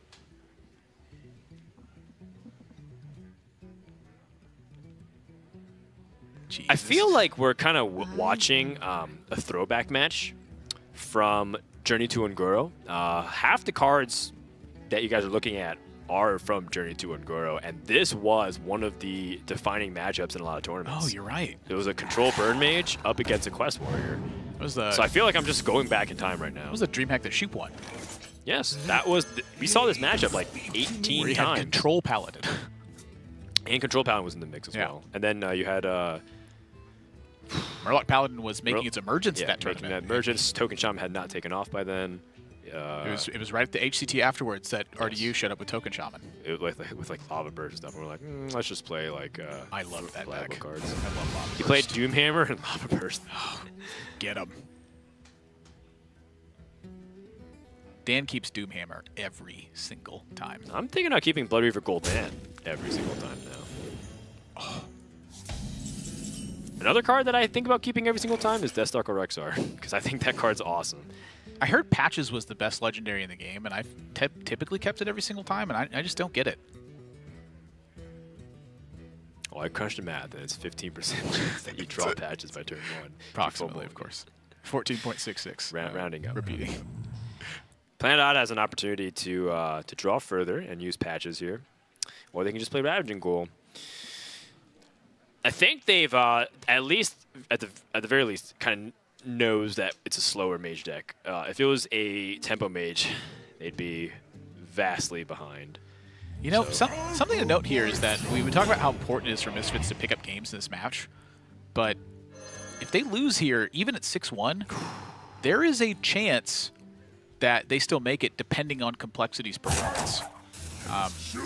So it is paramount that they still pick up another couple games here, but even if they lose, they are not guaranteed out of the top 4 yet. Yeah, it just so looks close. very dire. It's so close to the point where they still have a chance. Yeah, we have a little bit bit of getting wrecked. Not a spectator issue. Uh-oh. Job done. Galaka, activate. Surely they don't play 2 Galaka Crawlers. And you know, funny, draw 2 of them. Funny enough, Misfits didn't really have that great of a play this turn. I'm not going to eat my words on this coin Galaka. Dang it! You can and will. One person's having a meal, and it's not you. That's right. I'm casting Trinity Series. Actually, lunch is in half an hour. Yeah, you guys didn't know that. We eat lunch while we cast. Whoa, come on. Don't go be spilling trades or secrets of the trade, man. Come on. Cool, be chill. And you just said lunch was in half an hour. Yeah. In California. We don't eat lunch while we cast. And in 4 hours, it'll be lunchtime in Australia. Tomorrow.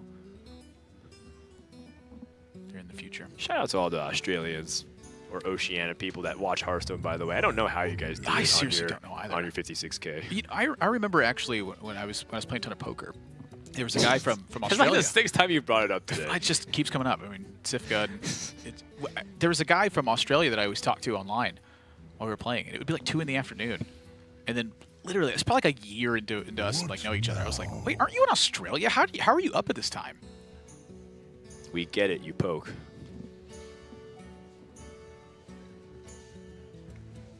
Plan out kind of figuring out if it's time to play Dirty Rat, I think.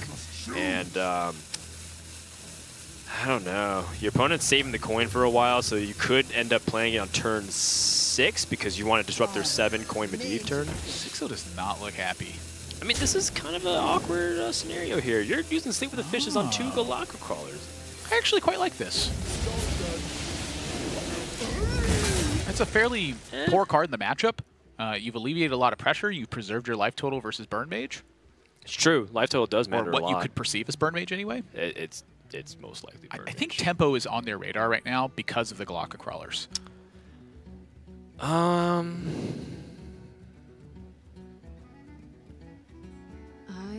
Okay, I can accept it. I probably disagree in the sense that I think watching them play this slow, you'd anticipate better tempo plays than Arcane Intellect into Glock and Ping. Sometimes you just draw bad, you know? Yeah. I mean, tempo mage can transition too, though. You know, 2 Firelands portals. What to do? Not exactly the best outcomes. Meteor for cheap is nice, but you'd much prefer having strong burn options because they've already had a lot of AoE with 1 Meteor and Flame Strike. Burn or draw. That's what they want. And in this situation, probably draw. And things are starting to look a little grim for Misfits. Now, here's another problem with Planet Odd is that if they dirty rat a big thing out like Alexstrasza or Medivh, they can't even kill it. Yeah, so the Dirty Rat, I think, is delayed till next turn. I would quite like to see a Ravaging Ghoul this turn, however. It starts to get more minions on board, it starts to damage your Armor Smith, and sets up for the Dirty Rat Ravaging Ghoul Battle Rage next turn. And the Dirty Rat can protect you from a big hit on, say, like an Alex or Medivh dropping into play. So I like the bit of pressure this adds, and then also the setup to draw as many cards as possible. True, true. Plus, if you're going to have Curator and Battle Rage, you might run into hand size issues. Yeah. You might. I mean, most likely not, but one of their main goals get it out. Is simply to find more taunts at this point. And then Execute is also a very big card they're looking for. Would you consider cycling just the Battle Rage just for 1 card? I personally am not, but the second Ravaging Ghoul is going to get punished here. They did not consider Blizzard, Meteor, or Flame Strike when they made this play. So what they're thinking is because they have Curator, they are free to do this because they still have Blood Razors in their deck. This way, it forces removal out from Misfits, like Meteor, for instance, so that way their bigger taunts aren't as easily checked. Maybe that forces burn spells, and they still get to keep the gas churning. This is actually a brilliant play from Planet Odd. Yeah, and the 2 armor isn't trivial either if their opponent is saving coin for Alexstrasza and trying to rush him down. Wow, I thought this played directly into Misfits cards, but I think that's exactly what they're trying to force. What's the value of holding on to a Meteor versus Blizzard here? In controlled player theory, the idea is to diversify your options as opposed to limit them, and having 2 Meteors is a lot of times worse than having 1 Blizzard, 1 Meteor for optimal decisions. It's a matchup-dependent thing, and since Planet Odd's minions are all quite large on the back end, the Meteors are much more powerful than a Blizzard is. Well, I mean, they've also waited a long time in case the opponent has a coin Medivh set up, but because they set up this Curator play, I don't disagree with this line. Plus, Misfits doesn't even have the Medivh. I think the pressure they get from playing the Curator right now is well worth it. Sure. I can see that as well.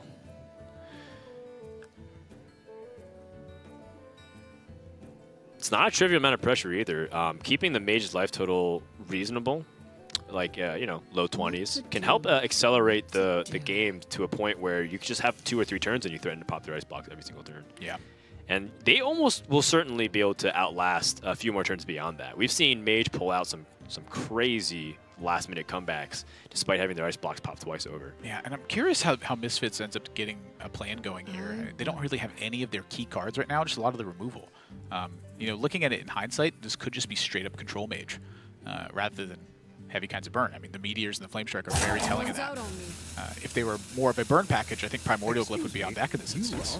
And since it doesn't look like they're playing that game plan, instead they're trying to use their little resources as efficiently as possible and save their big stuff for the big guys. For the big guys, and also for the potential of drawing Medivh as well, just so they have bigger spells to throw into the mix for Atiash to convert it. Planet Odd has the N'Zoth draw final, or N'Zoth first mate draw. Very little quest progress though, so I think that's the next game plan. Well, they have 5 taunts in hand, so I mean, the quest progress is limited by mana right now. Giddy up. Start dropping those 8s. 8s are hard to use. The nice thing about the 5 mana plays is that you get to armor up. Not a trivial thing to do. Your opponent also just used Frostbolt, so by armoring up just a little bit more, you kind of almost eliminate the ability for your opponent to win through Alexstrasza. Almost. And that is an excellent point too. I mean, the fact that they did see that point of burn means that building an armor total is a long-term facet for them. The opportunity cost of the armor is something they're not willing to sacrifice yet.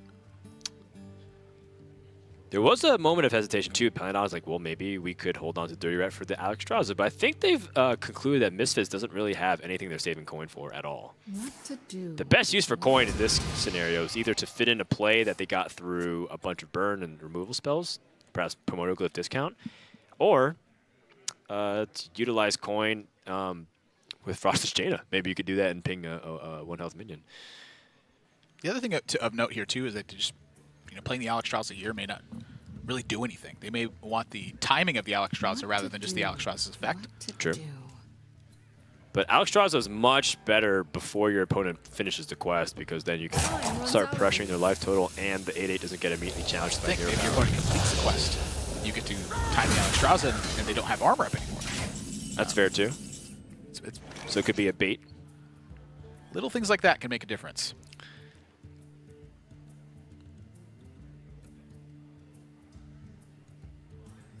Is looking awfully stressed. Well, Primordial Drake clears the 2/3. Direhorn Hatchling Dirty Rat gets them much deeper to the quest, but the problem is that they still don't even have the quest until 3 turns from now, and it requires a 4th turn to play. I don't think they're actually going to attack this. Wow, interesting. It should. Firelance Portal, for example, clears it. Firelance Portal, hero power plus the 2/1. That's why they invested the armor totals to set this up better. Right. I mean, if Misfits is consistent with what they've been doing, they will toss this Fireball with Thalnos into the 4/8. Yeah, that's another thing too. Seeing the meteor and the way that your opponent set it up might give you an indicator that they're more on the control side, and as a result, you're like, maybe we don't need the armor as much. This Pyroblast is interesting now because Misfits can continue to resume the burn plan. Wow, they're looking for something more than an 8-cost Pyroblast. What do they want at this point? That is a great question. Counterspell doesn't stop much. It can get in the way of a Battle Rage or a Brawl. 0-cost Frostbolt also can add some reach alongside the Blood Mage. True. Just unexpected damage burst, but doesn't an 8-cost Pyroblast do the same thing? Yes, but the Frostbolt's free, so you can squeeze it in for some big damage. Surprise. Yeah, I mean, that's 15 damage burst just from the 2 Frostbolts, Fireballs, and Thalnos. So they're gonna. Well, there goes that idea. They're gonna use a coin here. So that tells me Jaina Mage is definitely the direction this deck is headed. Sure. Another reason why they would have been so reluctant to queue up for this match. Seems like a pretty easy Primordial Drake. Or Alex is I'm sorry, the Dirty Rat's looking quite good this turn, I think. You get a lot of info with that Dirty Rat. I guess so. But they utilized their coin just now, which is like, I think showing that their hand's not that great. Which to me is not necessarily a downside of Dirty Rat, because at this point, if they draw anything powerful, they're likely to play it. Would you kill the Thalnos and then Dirty Rat? That's part of where I'm going too. The Thalnos, them being so reluctant to play the Thalnos up until this point, sends me a message that maybe they're trying to protect something for the right moment. Ooh. Get an Arcanologist for their efforts. Well, it shuts down their draw, which means they might draw another secret. Although, actually, they have all 3 secrets. Yeah. They don't know that, though. And Misfits is... Yeah, they're struggling. They're a fish out of water at this point, floundering around. Like a piranha launched out of a piranha launcher, waiting to get ready to attack. Ideally, it'd have charge, but there's no charge happening. I guess since they knew that they're going to use Fireball, there's no real point of picking the Pyroblast, right? The Frostbolt allows them to stall the Saphira swings. Meteor allows them to clear. It's just so slow. Nothing is happening on the mage side. They're basically just playing cards, and Planet Odd just getting the quest done. Speaking of the quest, I mean, imagine if Misfits had the ability to start pushing out damage and threatening with their own quest mage. Control quest. Someday that's going to work. They just didn't draw it. Mage is going to get a way to add spells to your deck at some point, and Control Quest will become a thing at that point. Well, I mean, Quest Mage is as much control as it is a combo deck too. Yeah, but I'm saying like you just would dedicate it not to a combo and just literally doing it for value. Gotcha. Times like. So this is a finished quest, and the question the Planet Odd's mind is: do we feel confident enough that they've used enough burn that we won't die by just playing Direhorn Hatchling, Sulfuras Hero Power, and then they Alexstrasza us? I am slamming this quest so fast. The only card that can ruin this is if their opponent has Alexstrasza, but they've seen a lot of burn. They've seen the Primordial Glyph cards. They played Dirty Rat off of a drawn card and saw that that card was immediately played. They've seen no coin initiative at all. No coin Medivh, no coin Alexstrasza. Even if I didn't know any of those things, I'd probably still just slam the Sulfuras. Well, that's just you. Would you Hero Power before hitting the 2-3 so you can preserve your life total? Nope.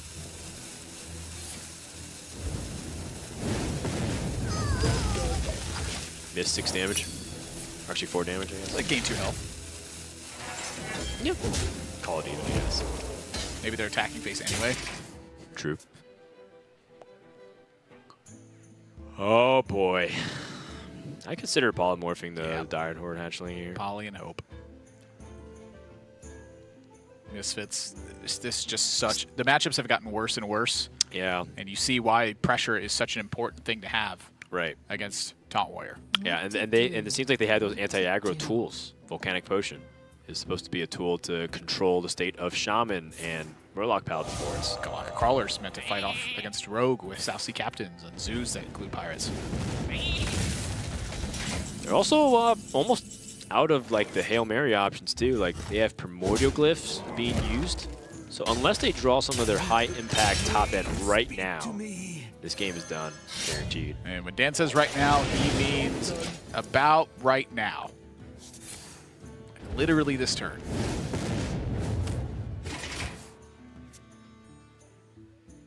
There we go. Ooh. Now that's a way you can stay competitive in this game. Is there light at the end of the tunnel now?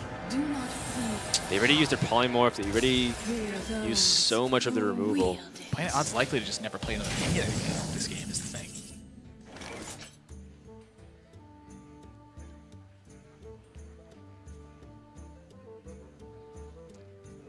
And Hero Power first, I guess. Well, the Acolyte at 2 health is actually quite good for Planet Odd in this spot because Misfits doesn't have an opportunity to Hero Power. And all of their increments of damage will do one of two things. Number one, it will set the Acolyte to 1, in which case they can kill it off, or it will outright kill the Acolyte. So I think they are free to Hero Power here first. The other thing, too, is if they choose to kill this with damage and it's combat, that means the Water Elemental is going to be restoring health as well. I mean, they also could get greedy and draw an extra card, and then trade it into the Water Elemental, and then Hero Power. If they play Blood Razor, mind you, it's going to activate 2 Whirlwinds, though. Oh, okay. So in that case, attack face with the Acolyte. Then. Unless you want the extra damage on the Water Elemental. I would activate 2 Whirlwinds, and you sleep the fishes then. Is that drawing too many cards? Because you still have Battle Rage in your hand. If I'm in Planet Odd spot, I want to draw as few cards as possible.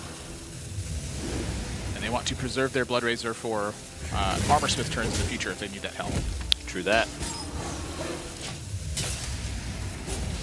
I like this. Just trying to keep the board squeaky clean. Force Mage to generate some way to have infinite Water Elementals. This would be the time to draw Alex. Pass. I guess you get to slap him with the cold hands. Give him the hands. High five. Ah! You know when your friend like high fives you really hard? Hero Power pass, yes. And they also always have cold hands. I don't know why. Probably just bad blood flow. Does Frostless Jaina have any blood flow? I assume so, but she could be dead, and so that usually means no. They can ping it. They can Volcanic Potion and ping their own 2/1. They can do that, and they should do that. They are in desperation mode. They need to stick. They need to, the thing is that they need to have 2 minions, so that way they can stay ahead. Sixo's having a snack meantime. Well, he's cruising to a victory.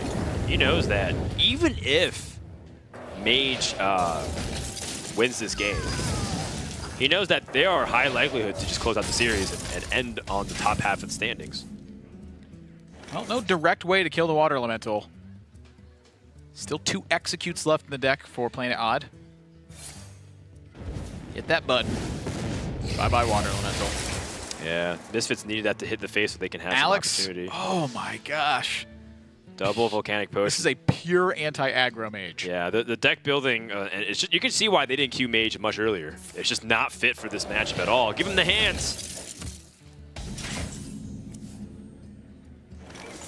And again, Planet Odd, some of the most powerful counterplay to Frosted Jaina, weirdly enough, is to not do anything. If there's no minions on board, then Frosted Jaina cannot make Water Elementals. Here's another problem, too. Even if Mage can stall out, the fatigue is also a real issue as well. They don't have ways to actually pressure Planet Odd if they just remove everything, and then they just lose the fatigue. Yeah, Alex has suddenly become a much worse-looking draw. Well, it's still a good draw this turn. You go up to 15, they hero power you, they miss, Alex hits the face, and then you get to do some stuff. I wonder if you ever push them to 15, though. Let's see. You've used 1 Fireball, 2 Frostbolts. I doubt they have Pyroblast since they're so anti-aggro oriented. I don't think you can get there just because if Alex just gets removed, I think you die. Yeah, they're dead. They're just it's ice block time, but just give him the hands. Do anything for that. And I think, yeah, I don't see a way out for Misfits at this point. Yep.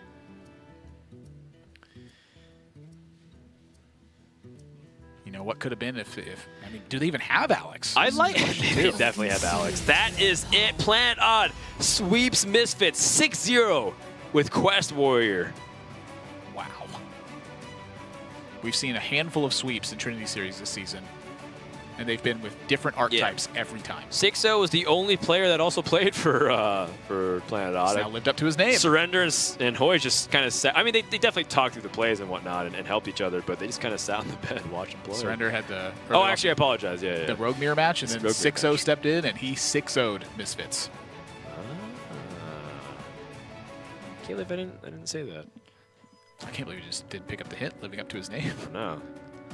6-0 with the 6-0. We got word that because we've had some connection problems from Korea, and these guys woke up at 3 a.m. I don't think we'll be doing a winning interview, but what a landscape the standings will look like at the end of the day. And I was not expecting such a one-side series to kick things off here, Admirable. And that was a much-needed victory for Misfits in this match. Everyone was tied at 3-3 coming into this week except for Team Liquid and Tempo Storm.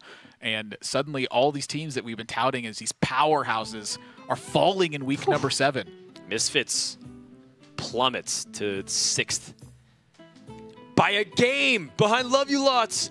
What? If Complexity doesn't win this series, then Love You Lots sneaks into the top 4. Complexity has to win this series. Right. There is a chance for Love You Lots to stay. Misfits, if they won a single game, actually 2 more games, they have been able to advance over Love You Lots. I don't know. It's hard to say because what's the immediate first tiebreaker? Is it game score or is it win differential? It's match record and then game win percentage. And then head to head? I believe so, yes. So if they'd won 1 more game, it'd be 31-33 versus 30-32. Which is higher for 31-33. I think it's higher for 30-32, is it not? No, it's not. You're right. It's got to be 31-33. Wow, they needed 1 more game. 1 more game, and they would have had the game win-loss advantage. So looking at complexities, if they lose the series, they'll be at 22-32. And then if they won 5 of their games, they'd be at 27-32. So they would have a lower game win score than Love You Lots. Complexity has to win this series, or they are not in the top 4 of Trinity Series Season 2. Yeah, and I wonder if they lose, there's a chance for them to also just plummet all the way to the bottom. Because if they can't win this series, they at least want to end in the top 6 so that they can get better prize money. But ending in 7-8 is a different story. This is enormous. And Team Liquid gets to kind of rest on their laurels because they know they're in. They're, at least as far as I know, the only thing there's difference between 1